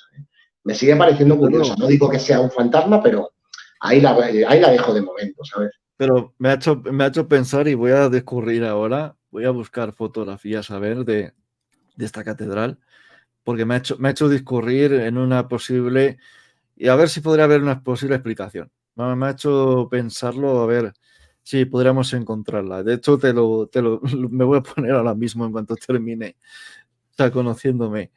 Y bueno, pues la verdad que muy, muy buen apunte, Kou, la verdad, como siempre. Y bueno, pues la verdad que ha sido un placer. Nos hemos excedido media hora de más. Al final nos hemos quedado aquí charlando y charlando. La verdad que yo he disfrutado mucho con este análisis. Se ve que ya estás cansado, Luis. Además, has tenido un día duro, como has dicho, y no te queremos robar mucho tiempo más. Y que sepas que ha sido un placer. Voy a poner por aquí otra vez el libro de Luis para que todo el mundo lo podáis adquirir. Aquí está, ¿vale? Aquí debajo lo tenéis. En Amazon exporta a todo el mundo. Y para quien queráis pues invitarlo, pues podéis contactar con él como Luis Merino en Facebook, en Instagram. Y bueno, pues para mí ha sido un placer, Luis, tenerte y te dejo todas las cámaras para ti para que te puedas despedir y decir cuál fue de ellas tu favorita, porque tenía unas cuantas preguntas, pero no te quiero robar más tiempo. Así que lo dejo ya para una segunda parte, si se tercia. Así que bueno, Luis, todo tuyo para que te puedas despedir como merece. Ha sido un placer, amigo. Bueno, pues muchas gracias, Diego. El placer es mío poder que me des la oportunidad de estar aquí en este canal tan amigo, ¿no? Que siempre ha dado voz a mi trabajo. Me siento súper honrado de estar siempre invitado, ¿no? A este gran programa. Muchas gracias, en primer lugar. En segundo lugar, dar las gracias a todos los espectadores, a todos los que habéis comentado. Me ha hecho mucha ilusión ver que hay personas que están orientadas a la fotografía y que bueno, han sabido poner los pies en el suelo desde un principio. Eso me gusta mucho, ¿no? Que no todos sean fantasmas y que la gente pueda ver este tipo de cosas y decir simplemente que, bueno, que el libro de los fantasmas inmortalizados, que sale a un precio muy accesible a través de Amazon, que son 406 páginas, que son más de 90 documentos gráficos, estamos hablando de unos 80 casos de fotografías de fantasmas por analizar.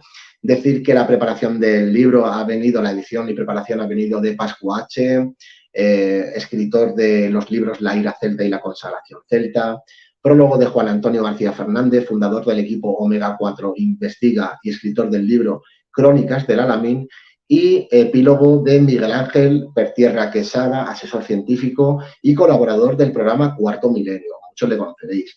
Entonces, deciros que, oye, que es un libro realista para arrojar luz, para reeducar, para que es un libro de consulta, para que la gente sepa qué es lo que se puede encontrar cuando haga una fotografía.